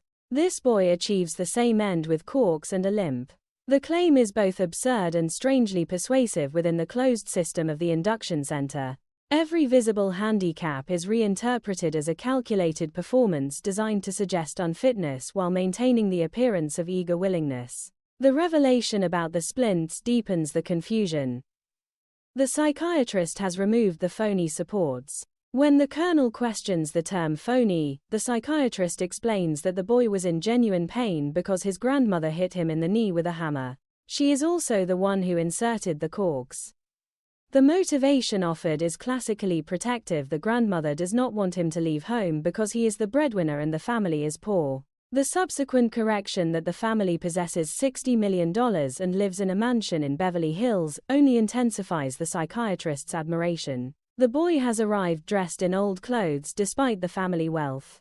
The psychiatrist presents this as further proof of genius. The reasoning is recursive and increasingly elaborate. Jethro wants the army to believe that he is stupid enough to think that they are stupid enough to think that he is stupid enough. The colonel's response of baloney is the voice of frustrated common sense against an interpretive system that can absorb any contradiction. The arrival of Jethro himself, now free of corks and splints, shifts the scene from retrospective analysis to present confrontation. He asks politely whether he can join the army now and go to the front. The request is straightforward and sincere.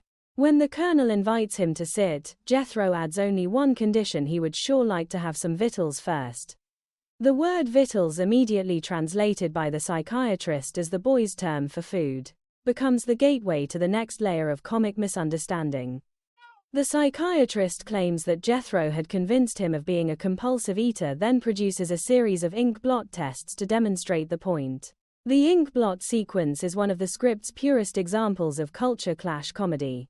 The psychiatrist expects the standard projective responses. Jethro sees only food. The first blot is identified as a ham hock. The next becomes hog jowls, then pork chops, chitlins and possum shanks.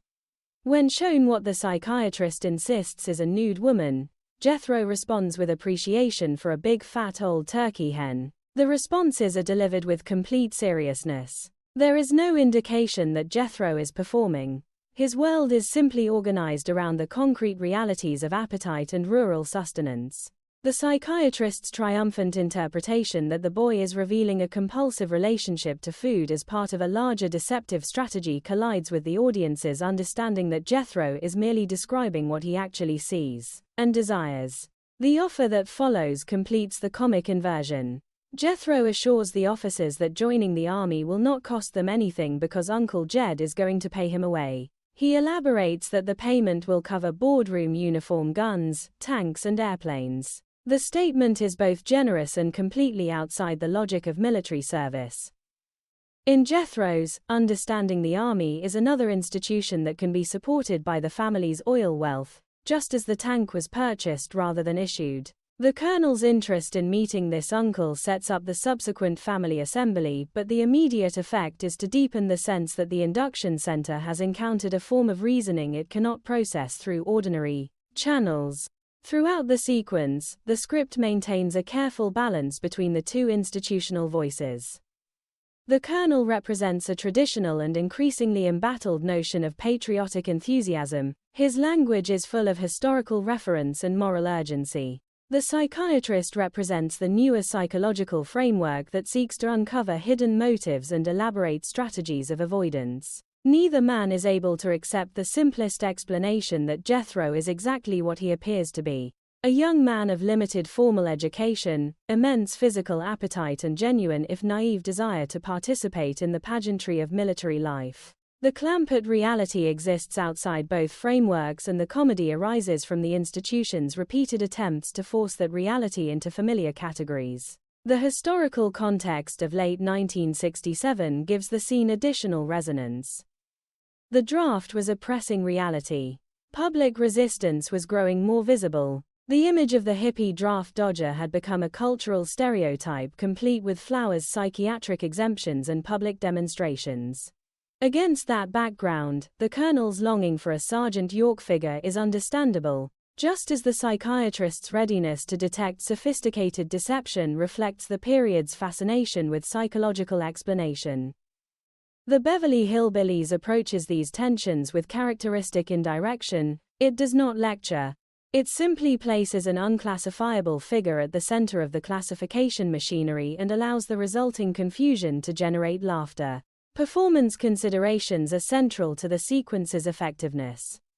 The Colonel's growing frustration would have been played with rising volume and increasingly rigid posture. The psychiatrist's calm certainty, even as his theories become more convoluted, provides the perfect counterpoint. Max Baer Jr.'s Jethro, now able to hear and move freely, remains the still point of sincerity around which the institutional voices revolve. His requests are simple. His observations are concrete. His willingness is genuine. The contrast between his straightforward presence and the elaborate theories constructed around him is the engines of the comedy. The language of the scene rewards repeated attention.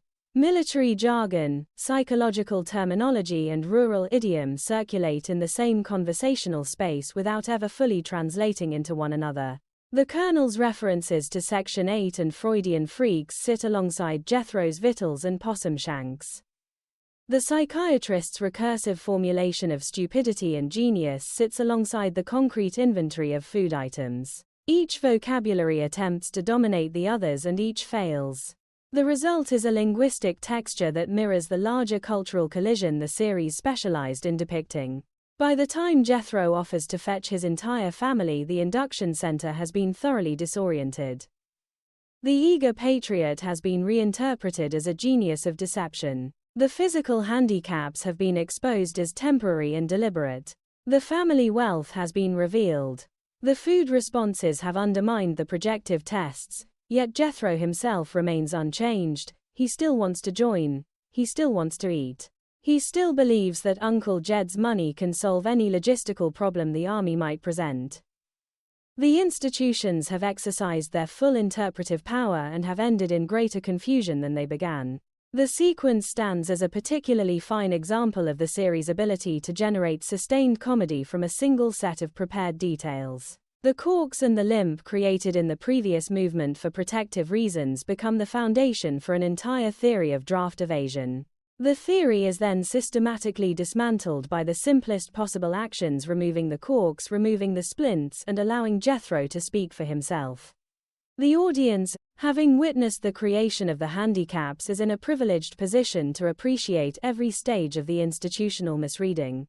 The laughter arises not from superiority over the characters but from the recognition of how easily systems of classification can be disrupted by realities they were never designed to accommodate. In the larger arc of the composite script, the induction center sequence serves as the climax of the military storyline while simultaneously preparing the ground for the family assembly that will follow. It demonstrates that the Clampetts cannot be processed by ordinary institutional means, a theme that will recur in different forms throughout the later episodes. It also reaffirms the series' fundamental loyalty to its central characters. Jethro is never reduced to a symbol of either patriotism or evasion. He remains a specific young man with specific appetites and a specific family, and it is precisely that specificity that confounds the systems attempting to claim him. The final image of the sequence is one of unresolved tension. The colonel and the psychiatrist have exhausted their competing interpretations. Jethro has made his simple requests. The offer to bring the family hangs in the air, promising further disruption. In that moment of suspended confusion, the script captures something essential about the enduring appeal of the Beverly Hillbillies. The show never resolves the collision between rural and institutional logics by declaring one superior. It simply allows the collision to continue, generating laughter from the persistent failure of each side to fully comprehend the other. The induction center, with its corks, limps, and competing theories of genius and patriotism, stands as one of the purest expressions of that comic philosophy. The fourth movement of the script brings the full Clampett presence into the induction center, transforming what had been a two-sided institutional debate into a complete cultural collision. Jethro, having offered to fetch his family, returns with a group that the psychiatrist has already predicted will be the wildest so-called family the officers have ever seen. The sequence that follows is a masterfully sustained exercise in crossed expectations, in which every attempt by the army brass to categorize the newcomers is met with straightforward rural statement that refuses to fit the available categories. The result is both the comic climax of the military storyline and a reaffirmation of the series' deepest loyalties to family solidarity and unself-conscious identity. The psychiatrist's earlier cynicism sets the tone for the arrival. He has warned that Jethro is gathering his people over at Central Casting and that the group will be an elaborate performance. When the family actually appears, the reality exceeds even that prediction in its ordinariness. Jethro presents them with simple pride. Uncle Jed bought the tank. The whole family has come along. When asked if they are loaded, he replies that Granny's the only one that ever takes a nip. The introductions proceed with the calm formality of a mountain greeting. Cousin Bessie is identified, then Ellie, then Granny, then Uncle Jed. The psychiatrist, still searching for theatrical excess, finds instead a group of people who behave as if appearing at an army induction center in support of one of their own is the most natural action in the world. Jed's conversation with the officers provides the sequence's first major escalation. When identified as the rich uncle, he responds with characteristic understatement. He does not know if he could call himself rich. He has about 60 or 65 million. He has just spent 10 million on a castle in England. The details that follow are delivered with the same matter-of-fact tone. The castle is a big one. It has a moat and a drawbridge. It has knights in armor, and it has dragons.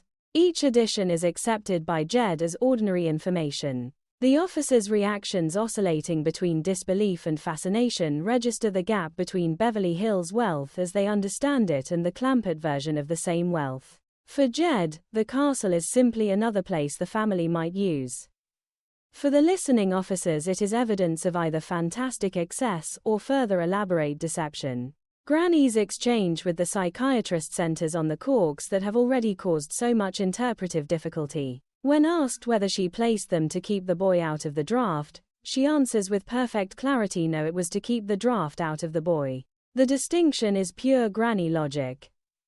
The draft is treated as an external force that might invade, and the corks are a practical barrier against that invasion. There is no sense of legal evasion or political statement. There is only the protective instinct of a woman who has promised to look after Pearl's child. The officer's attempt to read the action as draft resistance is met with a motive that operates on an entirely different plane. The subject of Pearl produces one of the sequence's most concentrated comic turns. Ellie explains that she wanted to bring Pearl along, but Granny refused because the pig was too gamey for the closed space of the tank. The psychiatrist, still operating inside his theory of psychological performance, seizes on the name and the relationship. He proposes that Jethro is faking hostility toward his mother and offers to demonstrate. When asked how he feels about Pearl, Jethro replies without hesitation that she is a pig. The psychiatrist treats the statement as a shocking revelation of buried resentment. Jethro elaborates that she smelled bad enough when it was just the four of them in the tank. The audience, knowing that Pearl is literally a pig, experiences the full pleasure of the double meaning. The officers lacking that knowledge continue to interpret the exchange as evidence of complex familial pathology. The tank itself returns to the conversation as physical proof of the family's resources. Jethro points out that it is parked right out front. The officers are invited to observe the concrete evidence of Jed's willingness to purchase military equipment rather than wait for official issue. The moment reinforces the earlier theme that the Clampetts approach the Army as another institution that can be engaged through the same combination of personal enthusiasm and financial readiness they bring to every other aspect of their new life. The food motif already established in the inkblot responses receives a final restatement. Jed observes that they feed them good in the Army.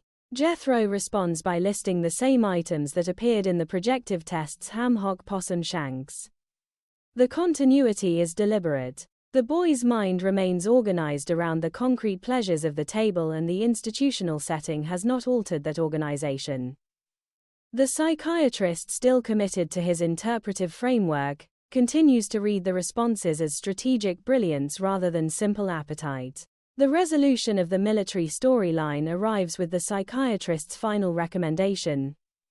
After reviewing the entire performance, he concludes that Jethro is the draft-dodging champion. When asked what should be done with him, the answer is immediate: put him in intelligence, he is a genius. The colonel, exhausted by the competing theories and the unbroken sincerity of the family, accepts the suggestion. Jethro is told that he will very likely go into the Army, but that the service will first have to find the right spot for a fellow with his particular brain. The family receives the news with uncomplicated pride. Jed notes that Jethro is the first one in the family to graduate 6th grade. The detail is offered as genuine accomplishment, and within the Clampett scale of values, it is exactly that. The departure sequence allows the script to restate its central loyalties. The family says goodbye with the same calm courtesy they brought to the introductions. Jethro is reminded that he will hear from the Army. As they leave, the psychiatrist watches the group depart and delivers a final summary. The girl, the ape, the grandmother, the millionaire, uncle, all piling into that little tank. He concludes that the general is a real authentic genius, and expresses the hope that the Army can draft him before the CIA hears about him. The reference to Gunga Din in the final line places the entire episode inside a longer tradition of stories about unlikely heroes whose apparent simplicity conceals unexpected capability. Throughout the sequence, the script maintains its characteristic refusal to condescend. The Clampetts are never presented as objects of ridicule. Their statements are allowed to stand with full internal consistency. Jed's wealth is real. Granny's protectiveness is real. Jethro's appetite is real. Ellie's attachment to the animals is real.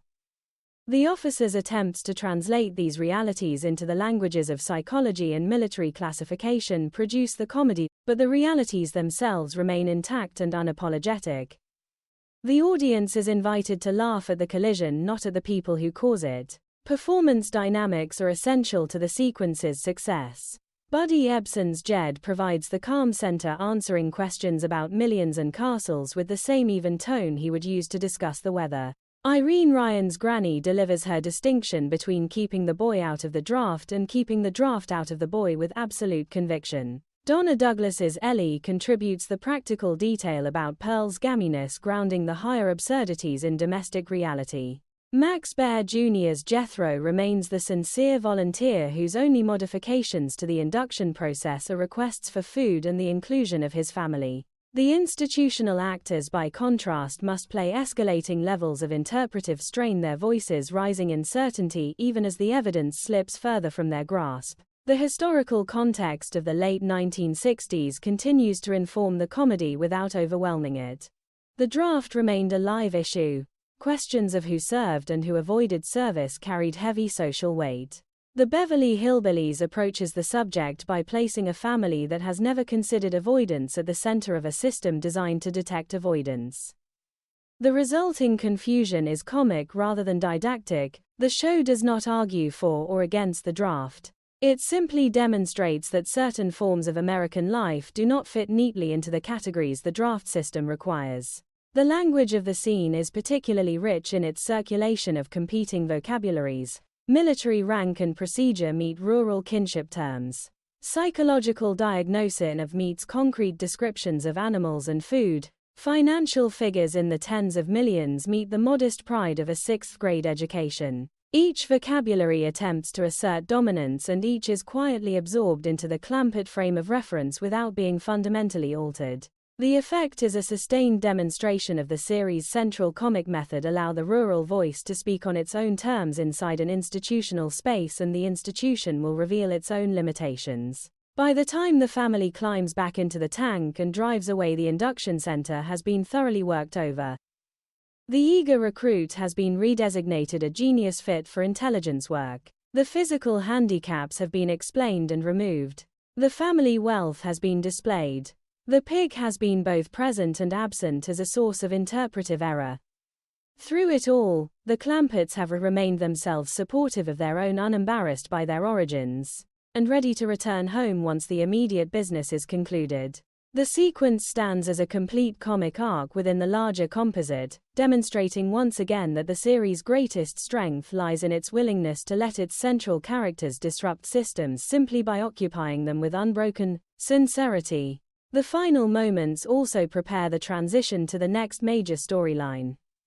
The military ambition has been processed, at least for the present. Jethro has been given a provisional place inside the institution he wished to join. The family has performed its supportive function and can now turn its attention to other matters.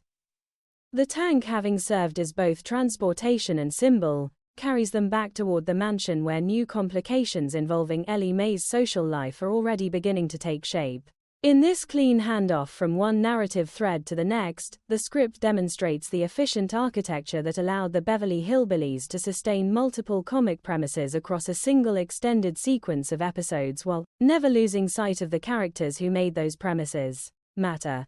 The fifth movement of the composite script turns from the institutional complications of military induction to the more intimate yet equally chaotic arena of Ellie Mae Clampett's social life. What follows is a sustained exploration of courtship as practiced by the Clampett household, in which rural directness, homemade fashion and well-intentioned interference collide with the expectations of Beverly Hills dating. The sequence introduces two competing suitors: the aspiring singer Troy Apollo and the muscle-bound title holder known as Mr. Universe, and allows the resulting confusion to generate both physical comedy and quiet commentary on the nature of attraction, presentation and family ambition. The scene opens inside the Clampett mansion with Granny already deep in preparation. She is helping Ellie get ready for her date with Troy Apollo, and her manner makes clear that she regards the occasion as far more significant than a simple afternoon of swimming. The dialogue reveals that Granny has constructed an eye-popping bathing suit copied from the cover of a movie magazine sent by Pearl from back home. The suit is modeled after one worn by a cinema siren, and Granny is confident that the young man will propose between his howdy and his goodbye. Ellie's own preference for her regular bathing suit is overruled. Granny insists that the new creation will prevent any confusion about Ellie's status as a lady, while simultaneously ensuring that enough skin is visible to hold a young man's attention. The exchange captures the dual pressure that Ellie faces throughout the series. She is expected to remain wholesome and recognizable as a mountain girl. Yet she is also expected to attract a suitable husband before she risks becoming what Granny calls a full-fledged spinster. The porch signs represent Granny's most direct intervention in the courtship process. She has posted notices that read, "Line up here, do not crowd, and make your marriage proposals brief, others are waiting." When challenged about the excess, Granny defends the signs as necessary assistance. Ellie, she argues, will need all the help she can get. The humor is gentle but pointed. Granny's matchmaking impulse is presented as both comic overreach and genuine care. In the cultural context of the late 1960s, when traditional expectations about marriage still carried significant weight even as social norms were beginning to shift, Granny's urgency reflects a generational perspective that views an unmarried young woman as a problem requiring active solution. The arrival of Mr. Drysdale and Miss Jane introduces the external complication that will drive the rest of the sequence. They have come to collect signatures on checks, but the conversation quickly turns to the blind date. Drysdale learns that the arrangement was made by his banking rival Mr. Cushing of the Merchants Bank. The discovery triggers an immediate competitive response. Drysdale regards the date as an attempt to steal not only Ellie's attention but the Clampett account itself. His determination to supply alternative company is less about Ellie's happiness than about protecting his professional territory. The script makes the motivation transparent without rendering it purely cynical. Drysdale has always mixed genuine if self-interested concern for the family with his primary loyalty to the bank. Miss Jane's inspection of Ellie's new bathing suit provides a brief but telling moment of external judgment.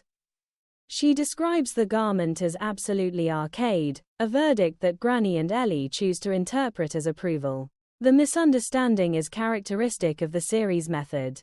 The Clampetts hear what they need to hear in order to continue with their plans, and the more sophisticated visitor is left with her actual opinion unregistered.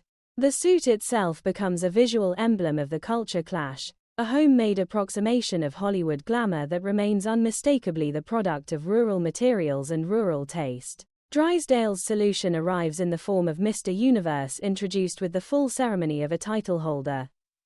The young man, whose given name is Dave, enters flexing and largely silent. Jethro is immediately impressed by the swollen arms. Granny, operating from her medical perspective, notices the same physical development and diagnoses it as a form of sickness. She inquires when he first noticed his shape changing and learns that the transformation began after he acquired barbells. The diagnosis of barbell bloat is pure Granny invention, yet it is delivered with complete professional confidence. In her view, the young man is not a specimen of ideal masculinity but a patient requiring treatment. The comic inversion is precise. What Beverly Hills presents as the peak of physical achievement, Granny reads as a medical condition in need of remedy. The first meeting between Ellie and Mr. Universe is marked by extreme economy of dialogue on his side and polite curiosity on hers. He is already wearing a bathing suit under his sweatsuit, a detail that allows him to reveal his physique with minimal delay. Granny continues to observe him as a clinical case while Jed attempts to make the visitor comfortable. The atmosphere is one of competing interpretations occupying the same physical space. Ellie sees a potential swimming companion. Granny sees a sick man. Drysdale sees a competitive advantage over Troy Apollo. Mr. Universe sees a candidate for the Miss Universe title, a projection he will soon make explicit. Troy Apollo's arrival is delayed and ultimately abbreviated. When he finally appears, the scene that greets him is already crowded with the muscle-bound rival, the homemade bathing suit, and the general Clampett atmosphere of animal and human activity. His reaction is swift. He offers regrets, suggests that Ellie stay with her weightlifting, and departs for a recording session. The brevity of the encounter is itself comic. The blind date, arranged with such competitive care by Mr. Cushing, collapses under the weight of the alternative arrangements already in motion. Drysdale's intervention has succeeded in the narrow sense that Troy Apollo does not remain, yet the success creates a new set of complications that the household must now manage. Throughout the sequence, the script sustains its interest in the gap between intention and reception. Granny's bathing suit is intended to secure a proposal. Miss Jane sees it as outdated. Mr. Universe sees Ellie as a future title holder. Troy Apollo sees a situation he prefers to exit. Drysdale sees a defensive maneuver in a banking war. Ellie herself moves through the scene with the same good-natured adaptability she displays in most social situations, neither fully endorsing nor fully resisting the plans made on her behalf. The multiplication of perspectives produces the comedy without requiring any character to become a villain. Performance considerations are central to the effectiveness of the double-dating chaos. Donna Douglas must navigate Ellie's combination of physical confidence and social innocence, allowing the character to remain appealing even as the situation grows increasingly absurd. Irene Ryan's Granny balances fierce matchmaking energy with genuine medical concern for the swollen visitor. Max Baer Jr.'s Jethro provides the voice of uncomplicated admiration for the muscle-bound physique. Raymond Bailey's Drysdale must convey both the panic of a threatened banker and the satisfaction of a man who believes he has outmaneuvered a rival. The visiting actors playing Troy Apollo and Mr. Universe serve as straight men whose reactions highlight the particularity of the Clampett world. The historical context of 1967 informs the sequence in subtle ways. Beauty standards were under pressure from multiple directions. The traditional pin-up ideal coexisted with emerging countercultural rejections of conventional attractiveness. Bodybuilding was gaining visibility as a legitimate pursuit rather than a fringe activity. Blind dating remained a common social mechanism, especially among families concerned with suitable matches. The Beverly Hillbillies engages these currents by allowing each to appear inside the Clampett household in exaggerated but recognizable form. The homemade bathing suit, the muscle-bound suitor, the hastily arranged blind date, and the porch signs advertising for proposals all function as comic intensifications of real social practices. The language of the scene is marked by the familiar circulation of rural and urban vocabularies.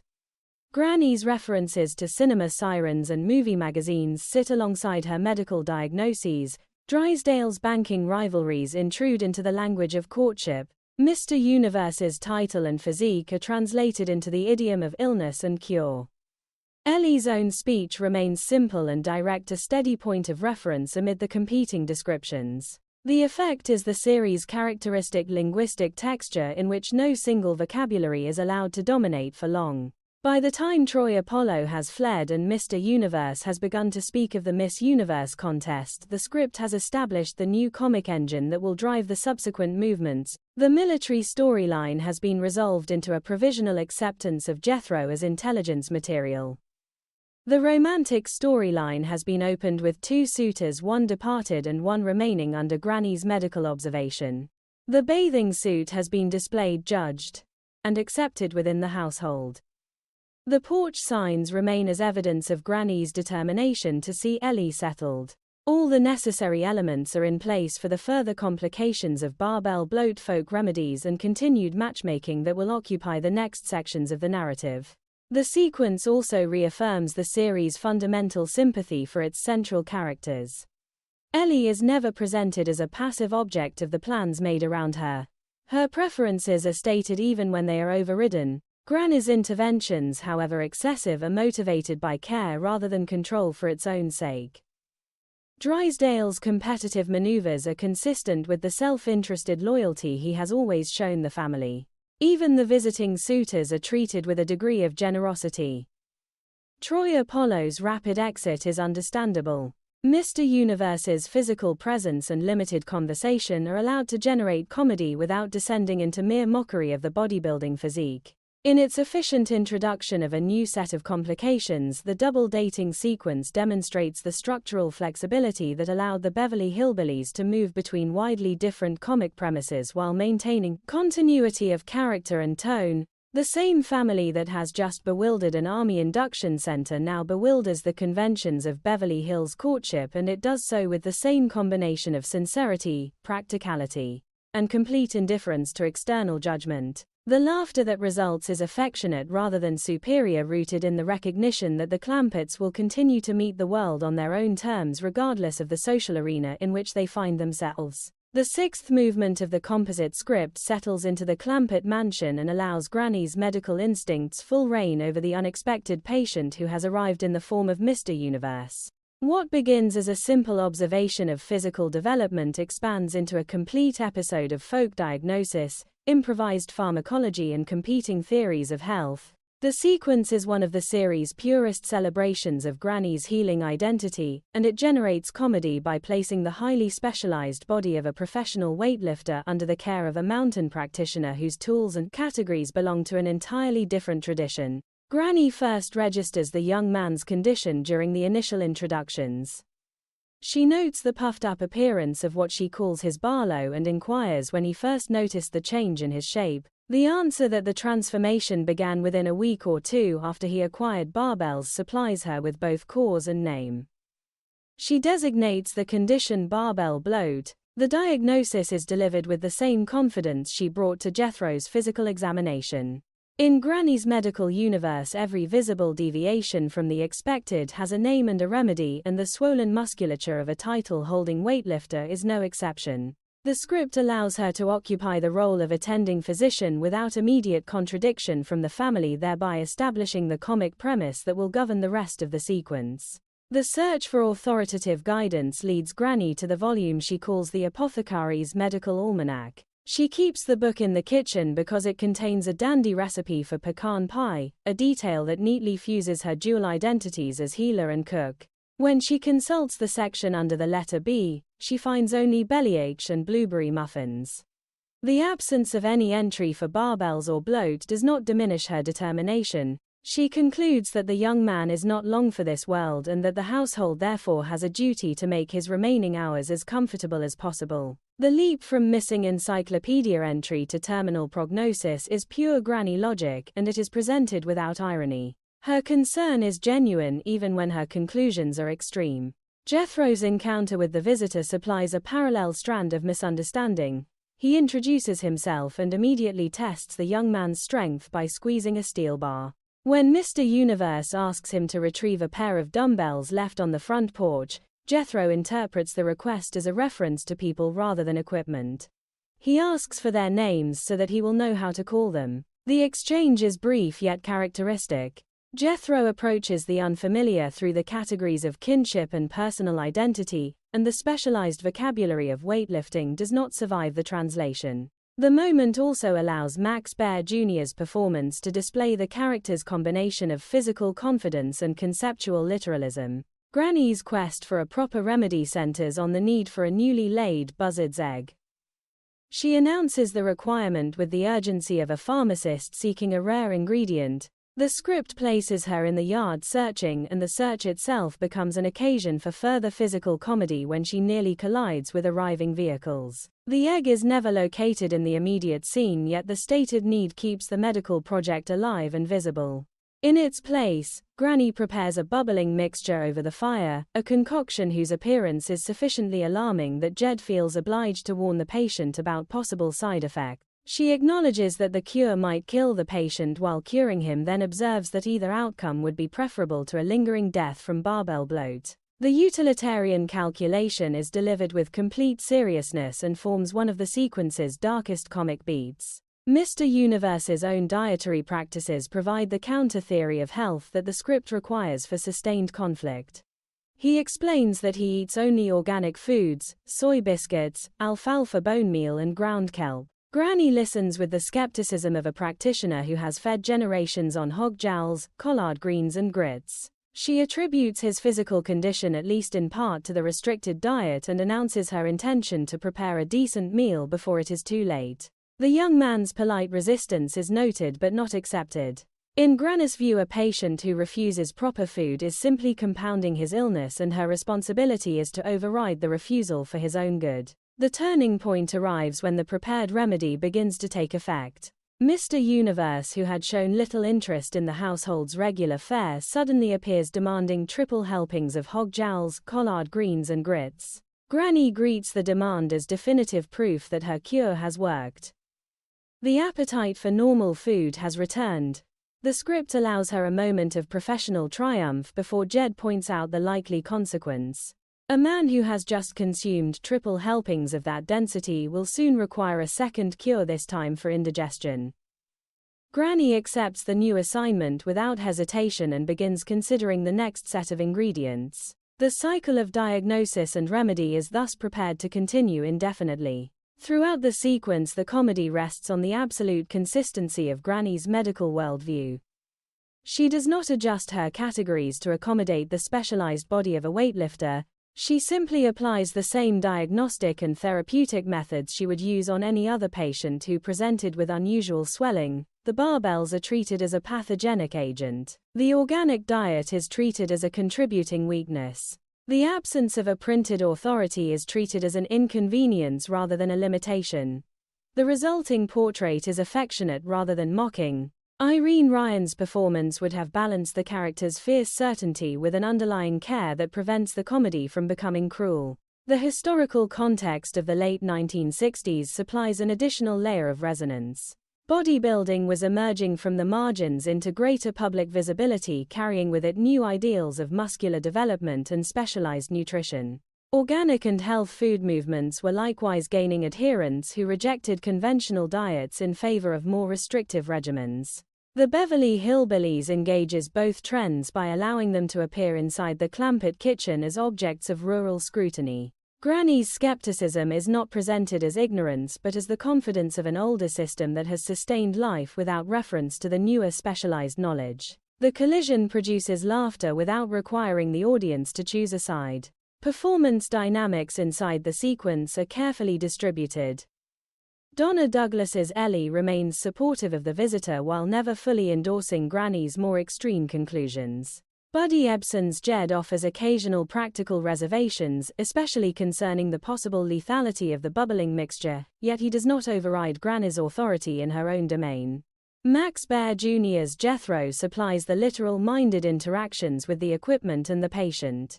The actor playing Mr. Universe must navigate a narrow path between physical display and increasingly bewildered compliance with the household's medical program. The balance allows the comedy to remain collaborative rather than adversarial.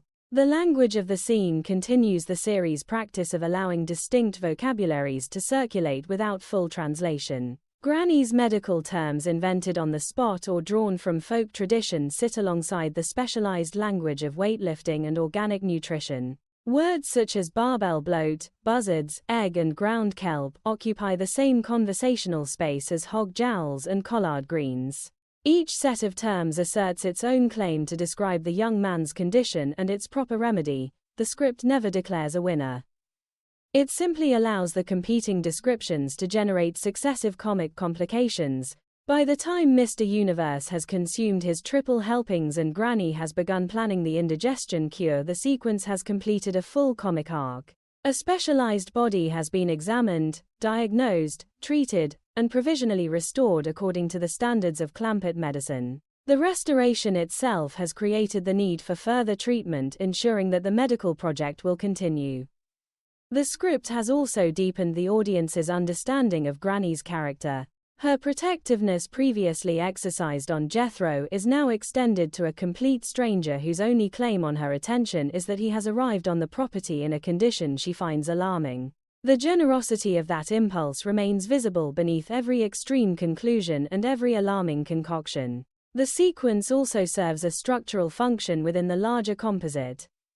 It keeps Ellie in proximity to a potential suitor while simultaneously removing the threat of immediate romantic progression. Mr. Universe is no longer primarily a dating prospect. He has become a patient. The shift allows the household to continue its protective and interventional habits without forcing Ellie into a premature commitment. At the same time, the ongoing medical crisis supplies a ready source of physical comedy and visual business that can be sustained across subsequent scenes. In its patient attention to the details of diagnosis and remedy, the barbell bloat sequence exemplifies the series' ability to generate extended comedy from a single premise. The swollen muscles, the missing almanac entry, the quest for the buzzard's egg, the bubbling mixture, the organic diet and the sudden demand for traditional food, form a closed system of cause and effect that is both logical within Granny's terms and entirely absurd by any external standard. The audience is invited to inhabit that system long enough to appreciate its internal consistency, then to laugh at the inevitable consequences when the system encounters a body and a set of expectations it was never designed to accommodate. The result is comedy that remains warm, specific and firmly rooted in the established characters of the Clampett household. The seventh movement of the composite script marks a decisive shift from the romantic and medical complications of the preceding sequences into a new and equally fertile field of misunderstanding.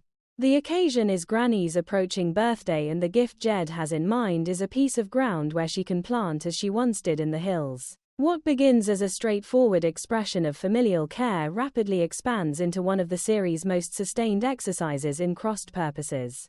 As the language of rural agriculture encounters the specialized vocabulary of the cemetery business, the resulting confusion is both intricate and generous, allowing every participant to operate from sincere motives while generating an escalating series of comic revelations. The sequence finds its origin in Granny's growing dissatisfaction with city life. She has been shooting at crows that threaten her corn, and the activity has drawn the usual complaints from the neighbors. When Jed suggests that she is getting too old for such work and offers to build her a scarecrow, Granny rejects the idea on practical grounds. There is no scarecrow that can shoot straight. The exchange is brief yet revealing. Granny's attachment to productive land and to the right to defend it remains undiminished by years of residence in Beverly Hills. Her complaint that she is buried in the city and tired of it carries a literal force that the later cemetery plot will invert with perfect comic symmetry. Jed's response is characteristic in its combination of affection and practicality. He decides that the proper birthday gift is a nice plot of ground out in the country where Granny can plant things. The decision is announced with quiet satisfaction and the family immediately consents to keep the plan secret so that the gift will be a surprise. Jethro supplies the concrete opportunity. He has seen a large sign beside the road that reads "Buy your loved one a plot in Happy Valley." The wording is unambiguous within the cemetery trade, yet to the Clampetts it sounds like an ordinary advertisement for agricultural land. The name Happy Valley itself strikes Jed as pleasant and appropriate. He takes the telephone number and places the call that will set the entire misunderstanding in motion. The conversation with Mr. Mortimer is a model of the series method. Jed states his needs with complete clarity. He wants a nice plot of ground for Granny. Money is no object. He wants the best available provided the land is out in the country. He explains that Granny does not want to be buried in the city, especially in the backyard, because every time the family begins digging, the neighbor calls the police. Mortimer, hearing the language of burial and loved ones, naturally assumes that he is dealing with a recent bereavement. The script allows each man to continue speaking past the other without either recognizing the gap. When Jed mentions that the land will be used for greens, Mortimer hears the name of a family rather than a crop. The foundation for the later murder theory is laid in these few minutes of polite and mutually incomprehensible dialogue. The private conversation between Mortimer and his salesman Bruce Baker develops the misunderstanding into a full commercial strategy. Mortimer reviews the fact sheet. The client is J.D. Clampett of Beverly Hills. The bank account contains $65 million and the loved one is the mother-in-law known as Granny. He instructs the salesman to sell a family plot, then expands the order to 5 plots so that the banker can be included, and finally to 6 because the banker is married. The language of the cemetery trade mixes with the language of high-pressure sales in a way that is both funny and faintly macabre. Mortimer is not a villain. He is a man trying to move inventory in a difficult business, and the sudden appearance of a multi-millionaire client has activated every instinct of professional opportunity. The salesman's first visit to the Clampett mansion supplies the physical details that will complete the theory of foul play. He finds Granny out in the corn patch propped against a clothesline post where she has been serving as her own scarecrow. Jed explains that she is all right, and in an aside that she is pretty well pickled. The salesman, already primed to expect a corpse, hears confession. When Jed adds that 2 drinks of the household liquor left her feeling nothing, the salesman concludes that he is dealing with a calculated and cold-blooded killing. The subsequent report to Mortimer elevates the Clampetts to the status of murderers who have wiped out an entire family back in the hills, the Greens, and who now plan to surprise the remaining Greens in California. The leap from agricultural crop to blood feud is accomplished in a few lines of dialogue and stands as one of the script's most efficient comic escalations. Throughout the sequence, the Clampetts remain entirely unaware of the interpretation being constructed around them. Their concern is practical and seasonal. They want level ground so that the greens will not wash away in the first rain, as happened once before on a hillside behind the old cabin. They want enough space for a whole bunch of plantings. They want the transaction kept quiet so that Granny will be surprised on her birthday. Every statement is consistent with the gift plan. Every statement is received by the cemetery men as further evidence of elaborate criminal planning. The audience, occupying the privileged position of knowing both languages, experiences the full pleasure of the double meaning. The historical context of the late 1960s gives the cemetery plot an additional resonance. Suburban expansion had made burial land a significant commercial enterprise, and the language of perpetual care and family plots was widely advertised. At the same time, the back to the land impulse was gaining cultural force among people dissatisfied with city life. The Beverly Hillbillies brings the two tendencies into direct contact by allowing a family that genuinely wants agricultural ground to answer an advertisement written for the burial trade. The collision requires no topical reference to be effective. It simply places two established American institutions in the same conversational space and allows their vocabularies to generate successive misunderstandings. Performance considerations are central to the sequence's success. Buddy Ebsen's Jed must deliver every line about planting and greens with complete sincerity while the audience hears the cemetery meaning. Irene Ryan's granny, though largely occupied with her corn and her rheumatism medicine during these scenes, provides the physical image of the scarecrow that confirms the salesman's worst suspicions. The actors playing Mortimer and Baker must sustain a rising arc of professional excitement and moral horror without tipping into caricature. The balance allows the comedy to remain collaborative. No one is required to become a fool for the laughter to occur. Each participant operates rationally inside the frame of reference available to him. The language of the scene is particularly dense with terms that carry double weights. Plot means both a piece of agricultural ground and a cemetery space.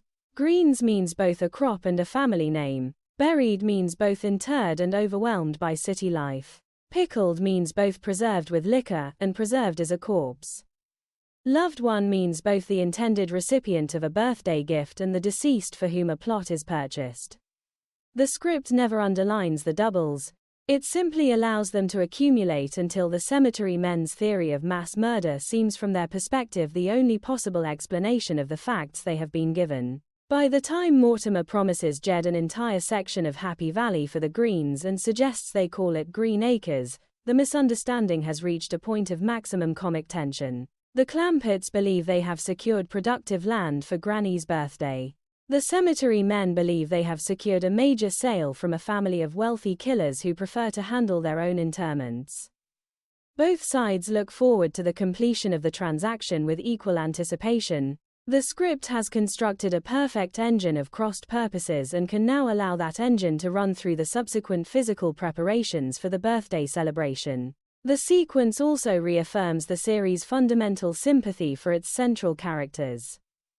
Jed's desire to give Granny a place where she can plant is presented as pure care. Granny's attachment to productive ground is presented as an understandable response to the constraints of city life. Even the cemetery men are granted the dignity of professional motive. They are not mocked for their trade. They are simply placed in a situation where the ordinary language of that trade produces extraordinary conclusions when it encounters the Clampett household. The laughter that results is affectionate and inclusive, rooted in the recognition that sincere people speaking different dialects of American English can create chaos without ever intending harm.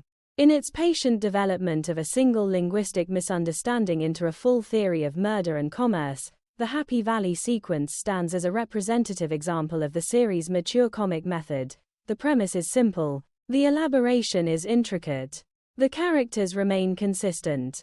The audience is trusted to track every double meaning without narrative assistance. The result is comedy that continues to reward close attention long after the initial surprise has been registered, and that prepares the ground for the still more elaborate physical and verbal complications that will occupy the following movements of the script. The eighth movement of the composite script gathers the separate strands of the birthday gift and the cemetery misunderstanding into a single crowded space and allows them to generate a sustained sequence of visual and verbal comedy. The Clampett household is now fully occupied with preparations that are, from its own point of view, affectionate and practical. From the point of view of the visiting cemetery men, the same preparations constitute the final confirmation of a carefully planned interment. The gap between the two interpretations produces one of the series' most intricate and richly detailed comic constructions. Jethro has taken primary responsibility for the physical gifts. He is building what he describes as a great big old cedar chest, although the material is in fact pine because the household has no cedar available. He is also constructing a scarecrow for Granny's corn patch. Both objects are intended as birthday surprises and both are being assembled in the open where any visitor can observe them. The pine box, rough but sturdy, sits in the yard like an improvised coffin. The garden markers that Jethro has prepared to stake out the different plantings at Happy Valley complete the visual inventory of a rural burial. The script does not require the cemetery men to strain for their conclusions. The objects themselves speak the language of interment with perfect clarity. Ellie's contribution is the birthday cake. She has baked what she calls a marble cake, and the finished product is so dense that Jethro must use a hammer and chisel to cut letters into its surface. He announces that he has broken 2 chisels in the attempt. The cake is therefore both a genuine expression of care and a physical object of alarming solidity.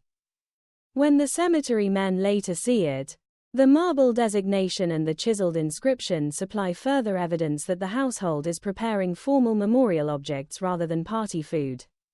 The detail is characteristic of the series method. An ordinary domestic task is allowed to acquire sinister meaning simply by being observed through the wrong frame of reference.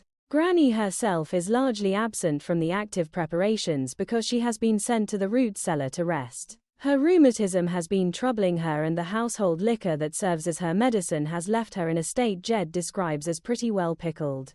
The root cellar is cooler than the house, and the arrangement keeps her out of sight while the surprises are completed. For the cemetery men, the information that Granny is stretched out in the root cellar is simply the final location of the body. The script places the living Granny only a few yards from the visitors, who are certain she is already a corpse, and the proximity sharpens every subsequent exchange. The arrival of Mr. Mortimer and Bruce Baker brings the 2 interpretive systems into direct contact. They have come with contracts for the family plot, and with the expectation of collecting the deceased. What they find is a household openly preparing a pine box, a set of markers, a dense marble object bearing an inscription, and a calm discussion of transporting Granny to Happy Valley the day after tomorrow. Jed explains that the delay is necessary because an earlier departure would spoil the celebration. He describes the planned event as a picnic with music, dancing, and fiddles, a kind of box social. The cemetery men hear a description of a funeral picnic at which the corpse will be the central guest. Their rising horror is registered in repeated physical reactions and in the urgent desire to leave before they themselves become part of the proceedings. The offer of a drink supplies the sequence's most concentrated physical comedy. Jed, playing the hospitable host, invites both men to sample the household liquor. Baker refuses. Mortimer accepts and immediately experiences the full force of the concoction. His subsequent declaration that he has joy, joy, joy down in his heart is delivered in the manner of a man whose nervous system has been temporarily reorganized. The same liquor that Granny uses for rheumatism and that earlier left her feeling nothing now incapacitates the cemetery proprietor. The script allows the moment to play out without commentary. The audience understands that the drink is simply the ordinary product of Clampett distillation. The visitors can only conclude that they have been given an anesthetic preparatory to their own disposal. Throughout the sequence, the Clampetts continue to speak the language of birthday preparation with unbroken sincerity. Jed is proud of the work Jethro has put into the pine box and refuses the suggestion of a more expensive bronze alternative because it is the thought that counts. Ellie is pleased with her cake and with the plan to include it in the celebration. Jethro is busy with the markers that will define the different planting areas once the family takes possession of the Happy Valley ground. No one in the household has the slightest awareness that the visitors are interpreting every object and every statement as evidence of murder and imminent burial. The comedy depends on that sustained innocence. The historical context of the late 1960s again supplies a quiet resonance. Homemade celebrations and practical gifts remained common in many American households, even as commercial funeral practices grew more elaborate and expensive. The Beverly Hillbillies places the 2 economies side by side. The Clampetts invest time and available materials in objects that express care. The cemetery men are prepared to sell bronze and perpetual care. When the homemade objects are read as funeral equipment, the collision produces laughter that does not require the audience to reject either set of values. It simply registers the distance between them. Performance demands in the sequence are precise. Buddy Ebsen's Jed must maintain the calm hospitality of a man showing off his family's handiwork while the visitors grow increasingly desperate. Irene Ryan's Granny, though mostly off-stage in the root cellar, has already established the physical image of the pickled scarecrow that confirms the worst suspicions. Max Baer Jr.'s Jethro treats the pine box and the markers as ordinary workshop projects. Donna Douglas's Ellie presents the marble cake with genuine pride. The actors playing Mortimer and Baker must sustain a rising arc of professional greed, moral panic, and finally physical incapacitation without ever breaking the reality of their own interpretive framework. The language of the scene continues to exploit the double weights established earlier. Celebration means both birthday party and funeral observance. Box means both the pine chest and the coffin. Markers mean both garden stakes and grave markers. Plant means both to set crops in the ground and to inter a body. The script never pauses to explain the doubles. It trusts the audience to track them while the characters continue to speak past one another with perfect consistency. By the time Granny emerges from the root cellar and the cemetery men confront the living woman they had believed to be a corpse, the sequence has reached its natural climax. The preparations that were meant to honor a living grandmother have been read as the final arrangements for her burial. The liquor that was meant to ease rheumatism has been experienced as an anesthetic. The picnic that was meant to be a family party has been imagined as a graveside gathering. Every element has performed double service and the script has extracted the maximum comic yield from the arrangement.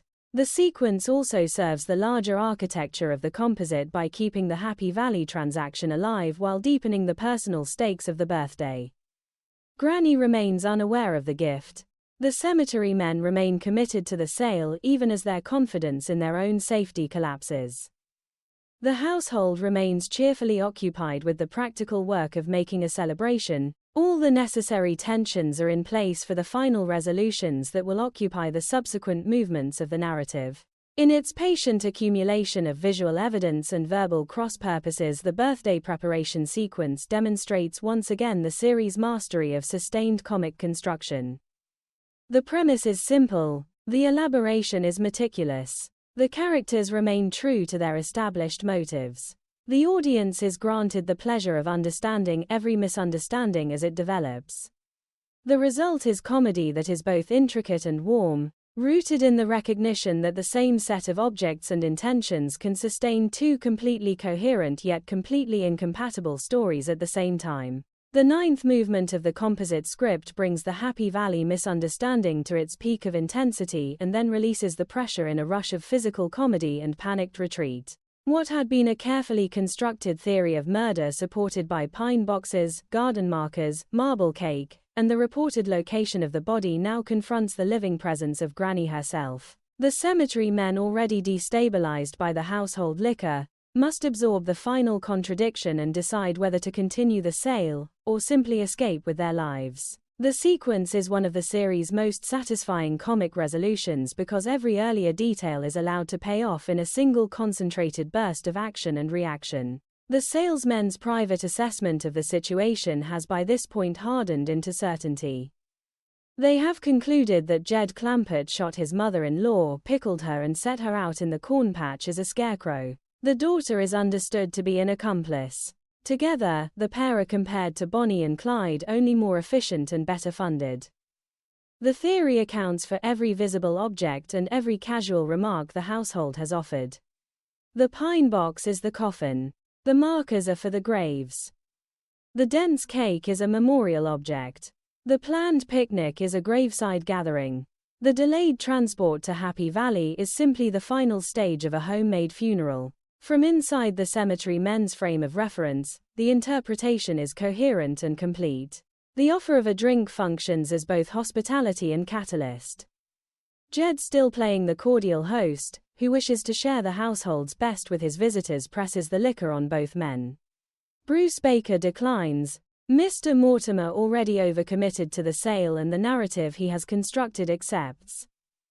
The effect is immediate and dramatic. The same distilled product that Granny uses to manage her rheumatism and that earlier left her feeling nothing now overwhelms the cemetery proprietor's nervous system. His declaration that he has joy, joy, joy down in his heart is delivered with the unfocused intensity of a man whose ordinary controls have been temporarily suspended. The script treats the moment with clean physical comedy. No explanation is required. The audience has already seen the liquor's potency. The visitors can only experience it as a deliberate anesthetic administered before the next stage of whatever process the household has in mind. Granny's emergence from the root cellar supplies the decisive contradiction. She appears alive, vocal, and entirely herself, demanding to know what is happening and ready to defend her corn or her medicine as the situation requires. For the cemetery men, the appearance is the final fracture in their carefully built theory. The corpse they had located, described, and planned to transport is standing in front of them, issuing orders. The shock is registered in broken sentences and urgent movements toward the exit.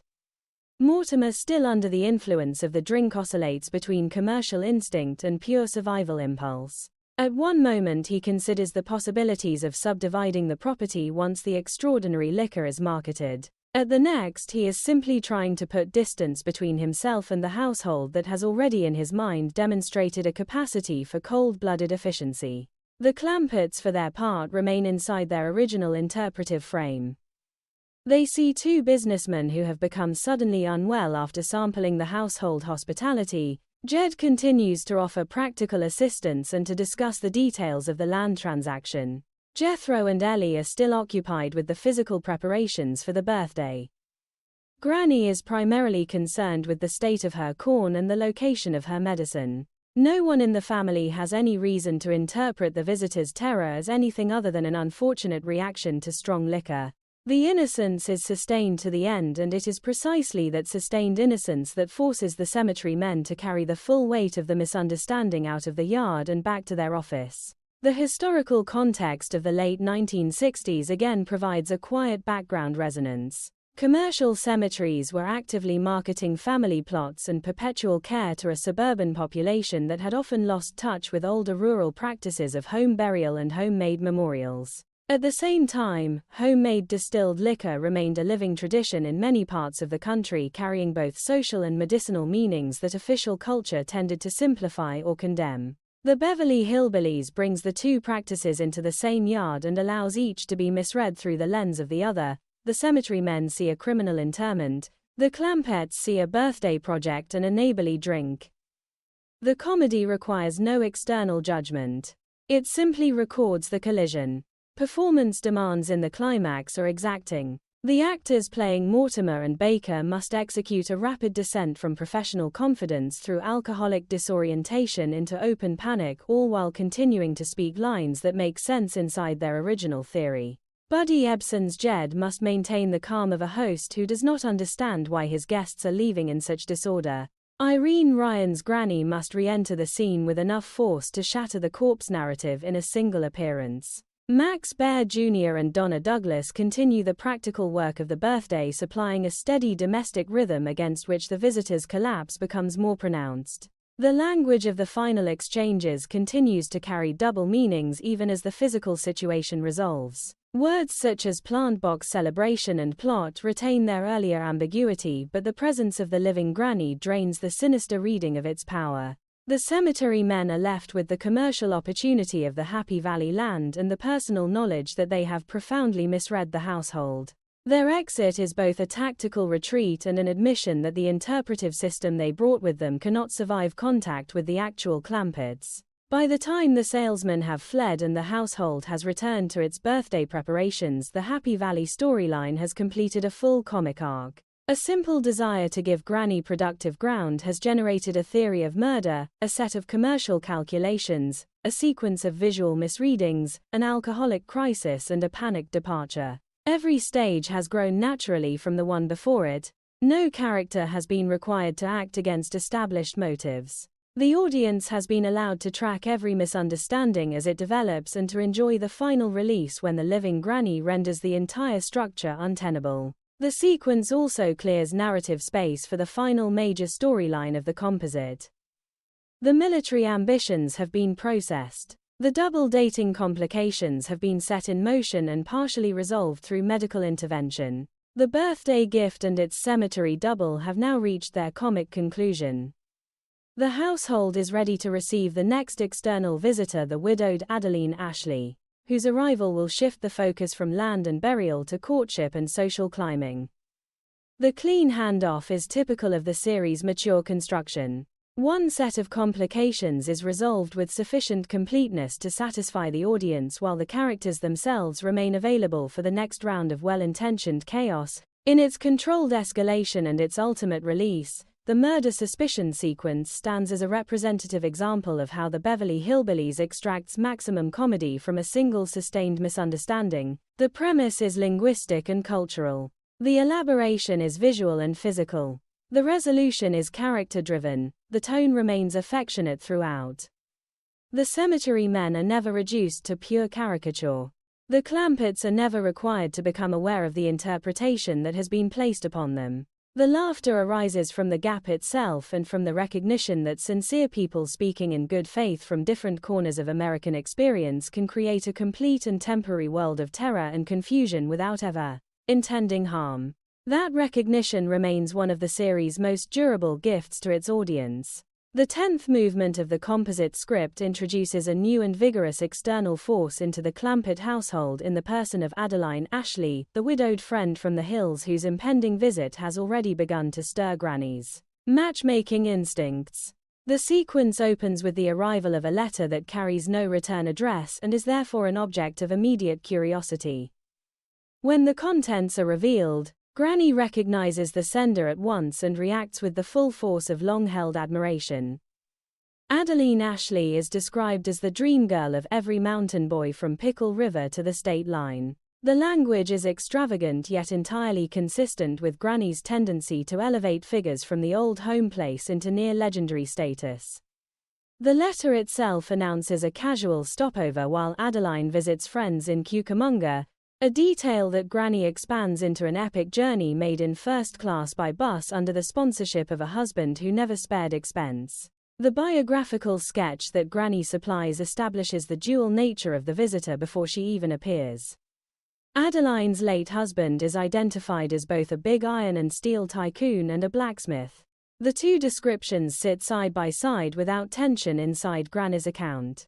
She can still picture Adeline at the forge, the perfect lady swinging a heavy hammer while wearing a little white glove. The image fuses physical strength with feminine refinement in a way that will later shape every attempt to present Adeline as a suitable match for Jed. In Granny's mind, the widow is already a prize, a woman who combines the practical skills of the hills with the manners of a higher social sphere. The fact that the husband has been dead only since the previous Thursday, and that Adeline has already attended a barn dance and a hayride is offered as evidence of admirable resilience rather than insufficient mourning. Granny's immediate project is to place Jed in the path of this desirable widow. She orders him to slick himself up before the meeting, and makes clear that Mr. Ashley's departure from the world has created an opportunity for Jed to claim a corresponding reward on Earth. The matchmaking impulse is pure Granny. She has long regarded Ellie's unmarried state as a problem requiring active intervention, and she now extends the same energetic concern to Jed's long widowerhood. The script allows her to pursue the plan with complete confidence and without any indication that Jed himself has requested assistance. His role is simply to be improved and presented. Adeline's actual arrival supplies the first major comic confrontation between expectation and reality. She enters with enough force to collide with the front door, an impact that leaves her declaring her nose is plumb broke. The injury is treated as minor and temporary. More striking to the household is her immediate request for corn squeezins and her open preference for the imported variety that comes from over the county line.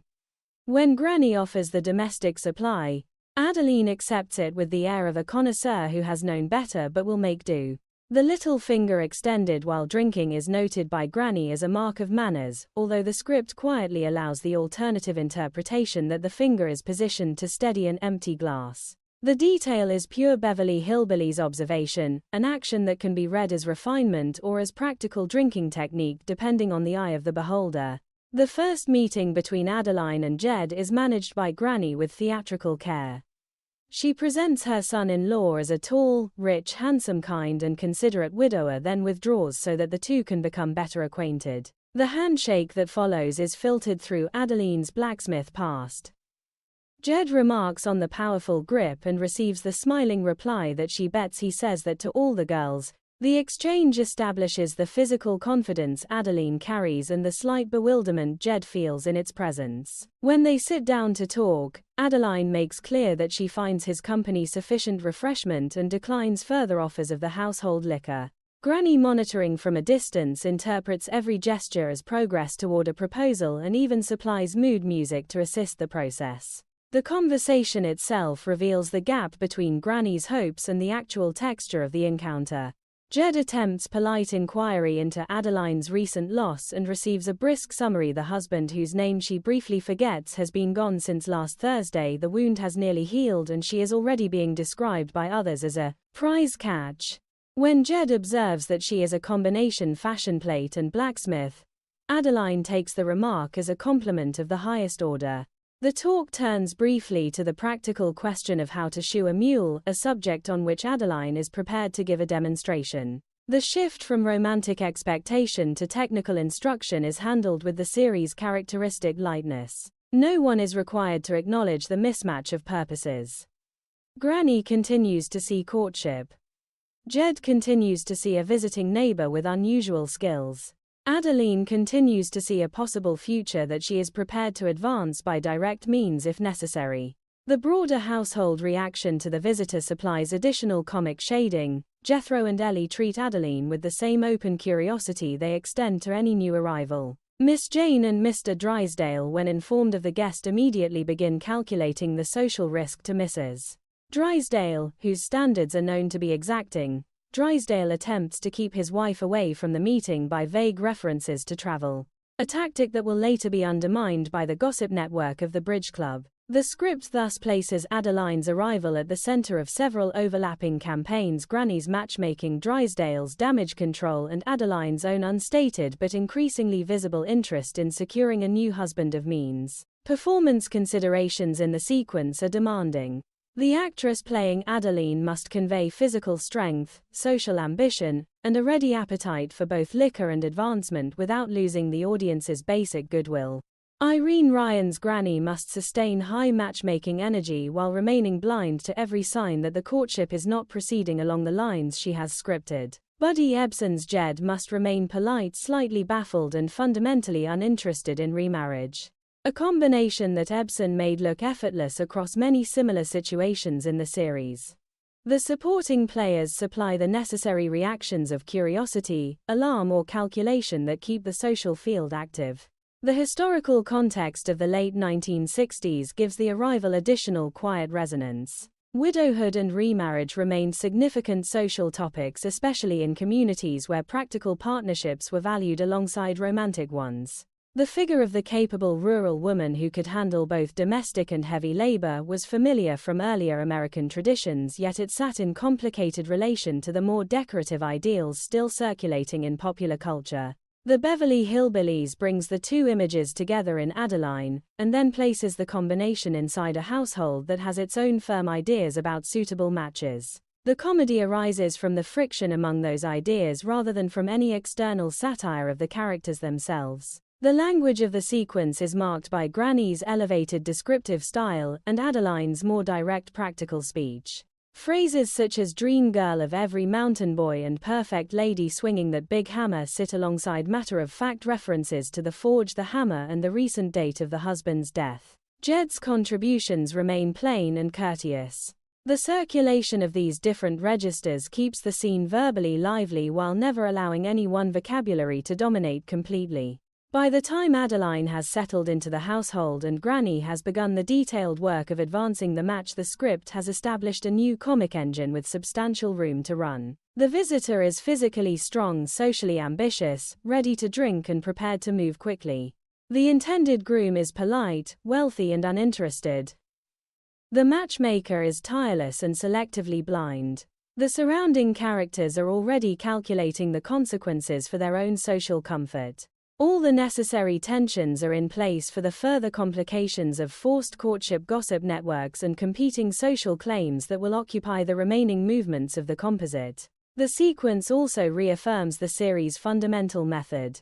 A new character is introduced with a full set of traits and motives that are allowed to operate consistently. The established characters respond according to their own established natures. No one is required to become suddenly foolish or suddenly wise. The comedy is generated by the honest collision of those natures inside a shared physical space. In the case of Adeline Ashley's arrival, The collision is particularly rich because it brings together rural strength, social aspiration, matchmaking fervor, and quiet male resistance in proportions that the series had perfected over 6 seasons of practice. The result is a fresh situation that still feels entirely at home inside the world of the Clampett mansion. The 11th movement of the composite script shifts the focus from the internal matchmaking efforts of the Clampett household to the external social machinery of Beverly Hills, where Mr. Drysdale attempts to manage the risk that Adeline, Ashley's presence poses to his wife's carefully maintained standards. What begins as a simple exercise in damage control rapidly expands into a demonstration of how gossip networks can rewrite a visitor's identity in a matter of minutes. The sequence is one of the series' most precise explorations of social aspiration and the speed with which reputation can be manufactured when the right voices are activated. Mr. Drysdale first registers the danger when Jed informs him that Granny is expecting a weekend visitor of high tone and social leadership. The description of Adeline as a style setter from the city of Turkey Shoot rather than the backwoods is intended to reassure, yet Drysdale hears only the threat of an uncontrolled hillbilly presence near his wife. His immediate response is to invent a prior commitment that will take Margaret out of town on the relevant dates.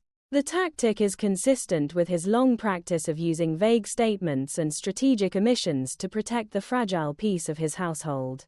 Miss Jane observes the maneuver with the dry clarity that has always marked her role as both secretary and reluctant accomplice, noting that the alternative to lying now may be paying later.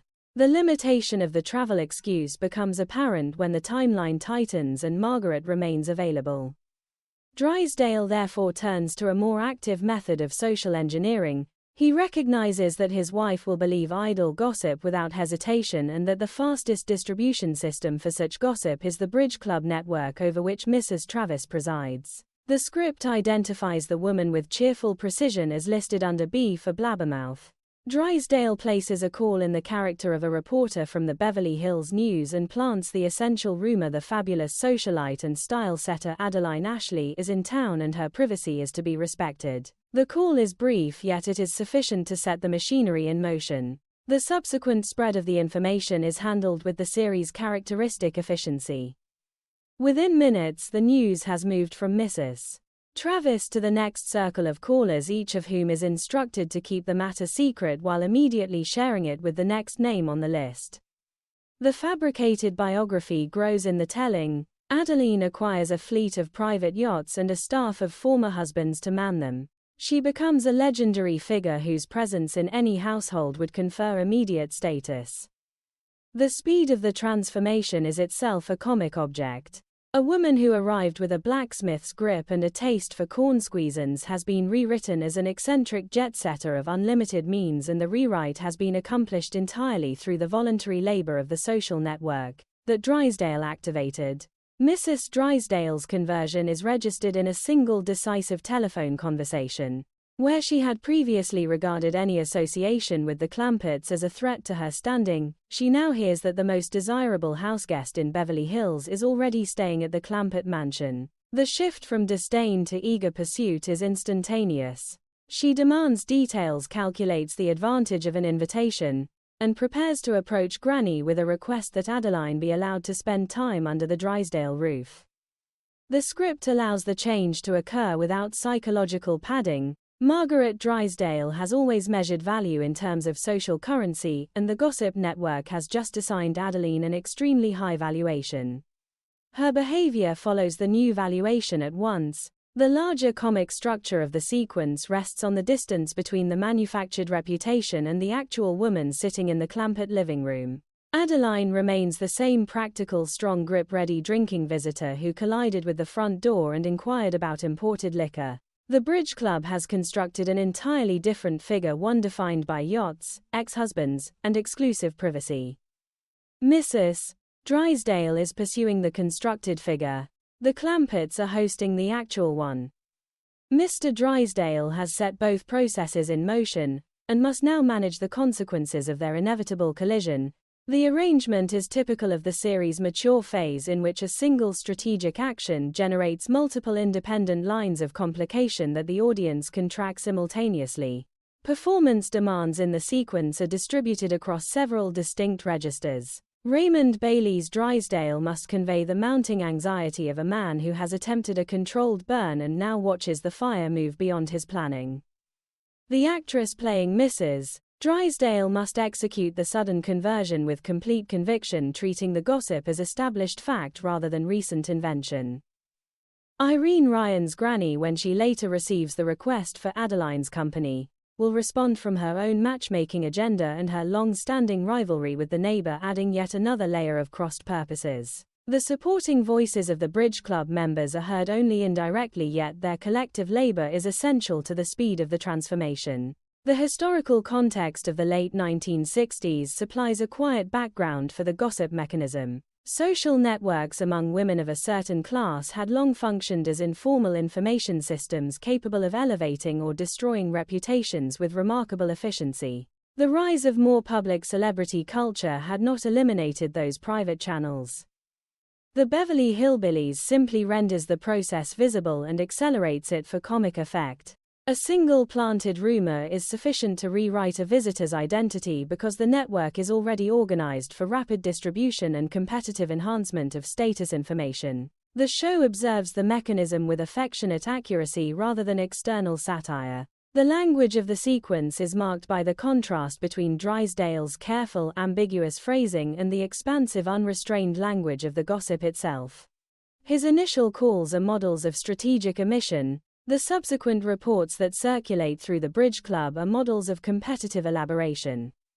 Adeline acquires yachts and a staff of ex-husbands because each retelling adds value to the information being shared. The script does not pause to moralize about the process. It simply allows the language to inflate until the manufactured Adeline bears almost no resemblance to the woman who is at that moment discussing mule-shoeing techniques with Jed. By the time Mrs. Drysdale is preparing her invitation, and Drysdale is calculating the new risks he has created, the social climbing storyline has reached a point of maximum potential energy. The manufactured reputation is in full circulation. The actual visitor remains unaware of her elevated status. Granny continues to pursue her own marital project. Jed continues to treat the visitor as a temporary guest with unusual practical skills. All the necessary elements are in place for the final confrontations in which the constructed Adeline and the real Adeline will be forced into the same social space, and in which Mrs. Drysdale's sudden conversion will be tested against the physical reality of the woman she has been taught to desire as a guest. The sequence also functions as a precise illustration of the series' enduring interest in the difference between reputation and presence. Throughout its run, the Beverly Hillbillies returned to situations in which external observers assigned identities to the Clampetts or their associates on the basis of incomplete or distorted information. The Bridge Club episode is a particularly clean example because the distortion is deliberate. The distribution system is visible, and the consequences arrive almost immediately. The comedy remains warm because no character is required to become vicious. Drysdale is protecting his domestic peace. The Bridge Club members are competing in the ordinary currency of their social world. Mrs. Drysdale is following the valuations that world has supplied. The Clampetts are simply continuing to be themselves. The laughter arises from the gaps among those positions, and from the recognition that a single well-placed rumor can temporarily reorganize an entire social field. In its efficient activation of the gossip network and its rapid conversion of Mrs. Drysdale's attitude, the sequence prepares the final movements of the composite with economical grace. The military storyline has been resolved. The double dating complications have been absorbed into Granny's medical project. The Happy Valley misunderstanding has reached its comic conclusion. The arrival of Adeline Ashley has now generated both an internal matchmaking campaign and an external social climbing campaign. The two campaigns are on a collision course, and the audience is in a position to appreciate every stage of the approaching impact. The script has once again demonstrated its ability to keep multiple comic engines running in parallel while never losing sight of the characters whose consistent natures make the engines possible. The 12th movement of the composite script brings the matchmaking project that Granny has pursued since Adeline Ashley's arrival to its point of maximum pressure, and then allows it to break under the weight of incompatible desires. What had begun as a hopeful presentation of Jed as an eligible widower now becomes a sustained study in resistance, misreading, and the practical limits of forced romance. The sequence is one of the series' most detailed examinations of how courtship looks when one party is determined to advance, another is determined to remain polite but uninterested, and a third is determined to interpret every gesture as progress. Granny continues to manage the encounters with the full apparatus of encouragement. She supplies light refreshment that is in fact the household liquor, then withdraws after announcing that she will leave the two youngsters alone to become better acquainted. When she returns, she brings mood music chosen to break the ice, a selection she identifies as both her own favorite and the visitors'. The interventions are consistent with her earlier campaigns on behalf of Ellie. She treats the living room as a stage on which the proper romantic outcome can be arranged if only the correct atmosphere is maintained. The script allows her to operate with complete confidence even as every actual exchange between Jed and Adeline moves further from the script she has in mind. The conversation itself reveals the widening gap. Adeline, having decided that sufficient time has passed, asks whether Jed does not have some little question he would like to pop. The phrasing is direct by the standards of the household and carries a clear expectation of a proposal. Jed's response is to ask how one shoes a mule. The substitution of a technical question for a romantic one is pure Jed Clampett. He has heard a request for knowledge and has answered with the knowledge he possesses. Adeline accepts the new topic with professional readiness and proceeds to demonstrate the proper stance and grip, using Jed himself as the stand-in for the animal. The physical comedy of the demonstration is understated yet effective. A woman who has already displayed a blacksmith's handshake now places the intended suitor in the position of livestock in order to complete the lesson. Granny, observing from the margins, continues to read the scene through her preferred lens. She inquires whether the pair are holding hands and receives an uncertain report that whatever they are doing does not resemble any form of spooning she recognizes. Her response is to declare that both parties need a refresher course.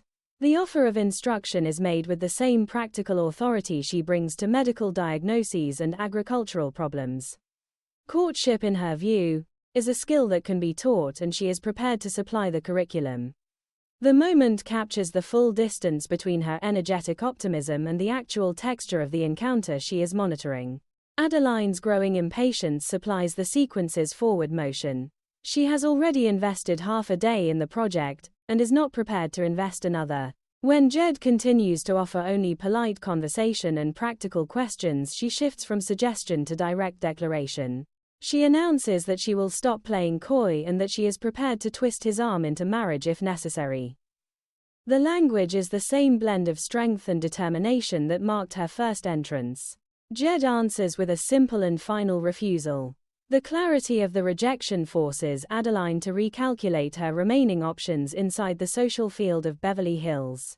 The alternative that presents itself is the invitation from Mrs. Drysdale. Granny relays the request with open satisfaction, certain that Adeline will refuse any association with the neighbor she has long regarded as an old bat. Adeline's acceptance is therefore a double surprise. She explains that she needs to return to the company of sophisticated people and the in-crowder category, in which she now places Mrs. Drysdale rather than the Clampetts. The decision is pragmatic rather than spiteful. Jed has declined the opening she offered. The neighboring household has supplied a new opening that carries its own promise of status. She takes it. The condition Granny had earlier placed on any friendship with Mrs. Drysdale returns at this point with comic force. She had declared that the neighbor would be welcome only if she arrived on hands and knees pushing a peanut with her nose. The image is pure Granny exaggeration, yet it captures the depth of the old rivalry. Mrs. Drysdale's sudden eagerness to host Adeline is read by Granny as a form of submission, even though the peanut pushing itself never occurs. The script allows the earlier threat to stand as a measure of how far the social valuations have shifted since the Bridge Club performed its work of elevation. The final physical beat of the sequence occurs as Adeline leaves the Clampett property and heads toward the Drysdale house. She fails to notice the fish pond and walks directly into it. The drenching is observed by Jethro and Jed, with a mixture of concern and resignation. Adeline's call from the water identifying herself and confirming that she will still be the house guest for the next 2 weeks closes the movement on a note of undiminished determination. Even the unexpected bath has not altered her practical assessment of where her advantage now lies. Throughout the sequence, the comedy rests on the consistent refusal of each principal character to abandon an established position.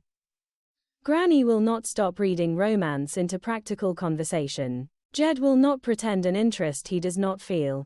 Adeline will not wait indefinitely for a proposal that is not coming. Mrs. Drysdale will not question the elevated identity the gossip network has supplied. The collisions among those positions generate the successive comic turns without requiring any character to become suddenly foolish or suddenly wise. The audience is invited to recognize the limits of each campaign and to enjoy the moment when those limits become impossible to ignore. Performance demands are particularly high for the central trio. Buddy Ebsen's Jed must remain courteous, slightly baffled and firmly uninterested across an escalating series of romantic cues.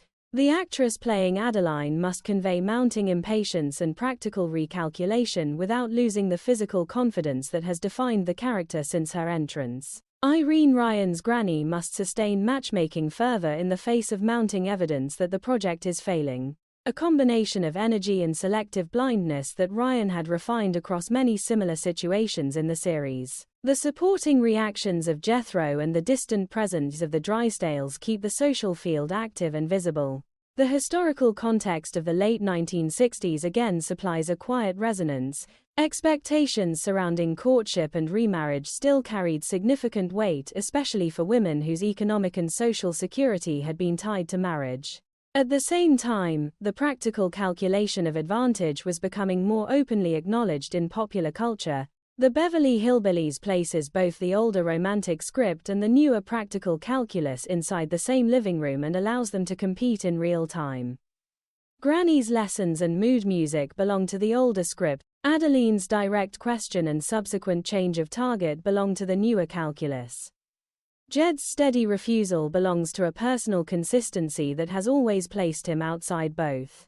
The language of the sequence is marked by the contrast between Granny's elevated coaching vocabulary and the more direct speech of the other two principals. Terms such as spooning mood music and little question you would like to pop circulate alongside mule shoeing instructions and blunt declarations of marital readiness.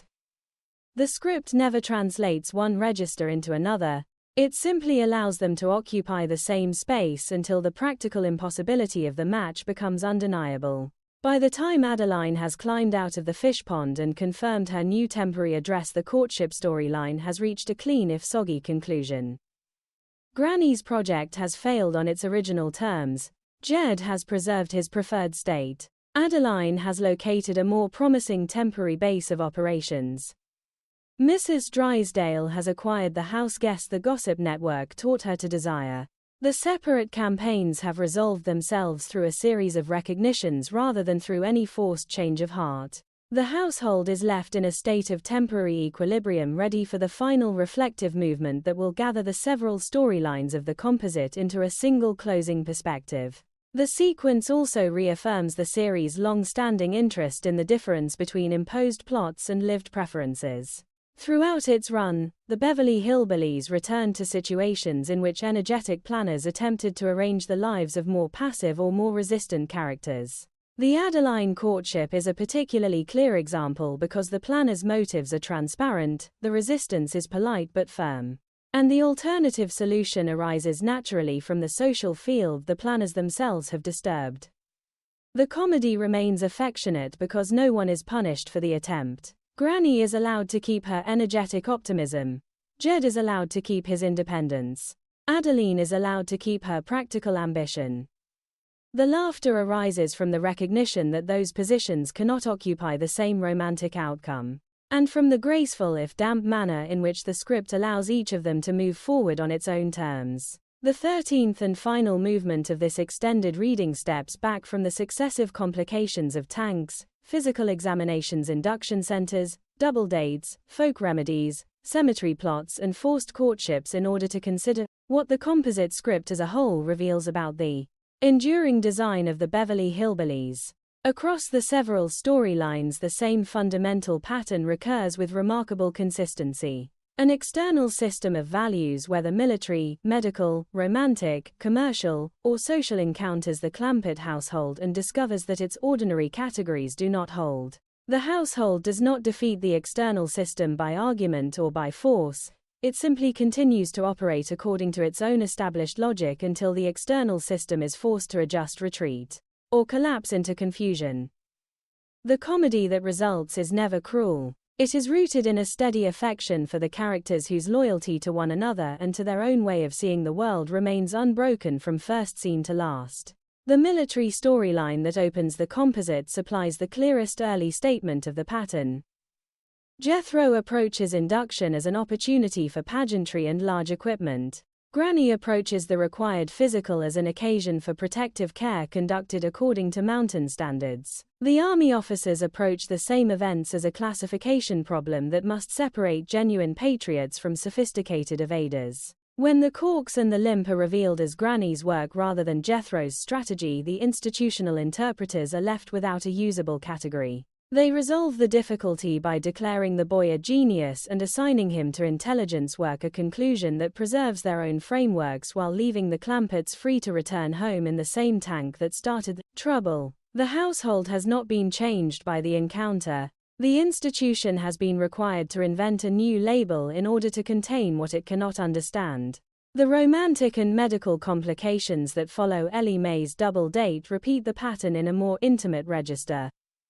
Mr. Universe arrives as a finished product of specialized physical culture and specialized nutrition.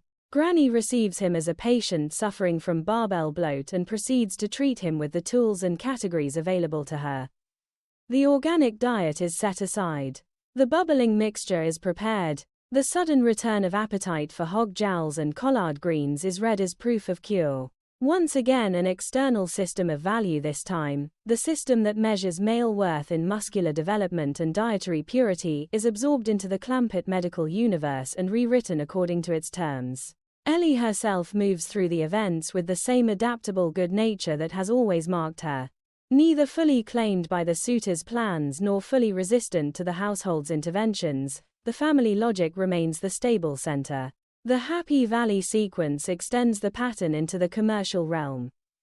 Jed wishes to give Granny productive ground for her birthday. The cemetery men hear the language of burial and loved ones and construct a complete theory of murder and homemade interment. Every object the household prepares for celebration, the pine box, the garden markers, the marble cake, the pickled scarecrow in the corn patch, is read as evidence for the darker narrative. When the living Granny emerges from the root cellar, the theory collapses, yet the collapse does not require the Clampetts to explain themselves. They have been speaking plainly all along.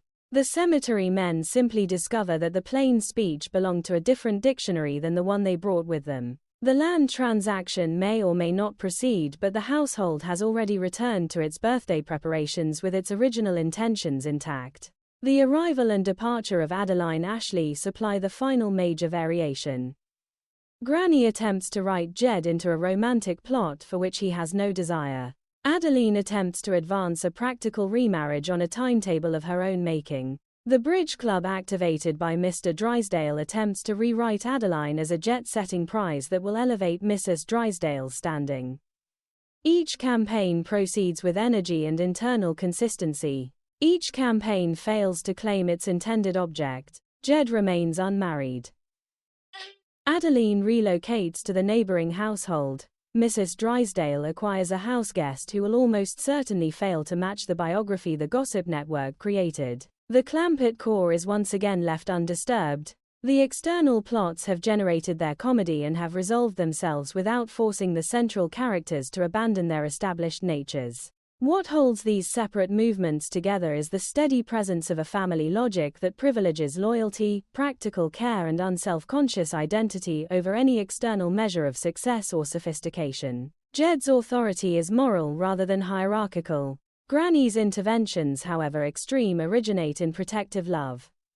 Jethro's enthusiasms are pursued with complete sincerity. Ellie's attachments to animals and to the household remain constant. Even when the family acquires tanks, millions of dollars, and a castle with dragons, the acquisitions are absorbed into the same practical and affectionate system that once organized life in the hills. The money does not rewrite the people rewrite the uses of the money. The series' long-running engagement with culture clash draws its strength from this refusal to condescend. The Clampetts are never presented as children who must be educated into better values. The residents of Beverly Hills are never presented as villains who must be punished for their pretensions. Both groups are allowed to operate according to motives that make sense inside their own worlds. The comedy arises from the friction between those worlds. And the friction is observed with a warmth that has always distinguished the show from sharper forms of satire. Audiences are invited to laugh at the collisions without being required to despise either set of participants. The performances that first embodied these characters remain essential to the effect. Buddy Ebsen's Jed supplied a center of quiet integrity that could absorb almost any external pressure without losing its balance. Irene Ryan's Granny brought kinetic energy and fierce loyalty that turned every protective impulse into comic action. Max Baer Jr.'s Jethro combined physical confidence with conceptual literalism in a way that made every misunderstanding seem both inevitable and oddly admirable. Donna Douglas's Ellie carried a combination of strength and sweetness that kept the character from becoming either a tomboy stereotype or a passive object of the plots around her. The supporting work of Raymond Bailey and Nancy Culp as the Drysdales and Miss Jane provided the necessary institutional and social resistance against which the Clampett logic could demonstrate its resilience. Even in transcript form, the voices remained distinct and collaborative. The historical moment of the late 1960s gave these patterns additional resonance without ever trapping the show inside topical reference.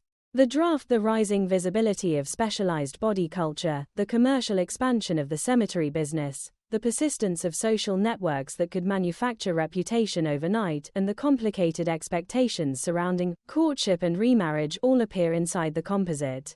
Yet none of them is allowed to dictate the moral of the story. The Beverly Hillbillies continues to trust that the collision of rural and urban American experience will generate sufficient comedy and sufficient feeling on its own terms. The trust has proven durable. Decades after the original broadcasts, the same episodes continue to find audiences who recognize the affection that underlies the farce. The composite script read as a single extended movement demonstrates how efficiently the series could move from one comic premise to the next while never losing continuity of character. The tank and the induction center yield to the double date and the medical project. The medical project yields to the birthday gift and the cemetery misunderstanding. The cemetery misunderstanding yields to the arrival of the widow and the competing campaigns of matchmaking and social climbing. Each premise is developed with patience and detail. Each premise is resolved without forcing the central family to become other than itself. The overall effect is of a world in which loyalty and laughter are not opposing forces but interlocking ones. The Clampetts remain loyal to one another and to their own way of seeing. The audience is invited to laugh at the consequences and in laughing to recognize the charm that makes the loyalty worth protecting. In the end, the lasting power of the series rests on a simple but rarely sustained achievement. It created a family that could be dropped into almost any institutional or social machinery the writers could invent and that would still emerge as itself slightly puzzled, entirely unashamed and ready for the next ordinary day. The composite script examined here is only one stretch of that longer achievement, yet it contains in concentrated form the qualities that have kept the show alive in the memory of its audience. Culture clash supplies the engine. Clampett heart supplies the reason the engine is worth watching. Loyalty, laughter and lasting charm remain the final measure of the work.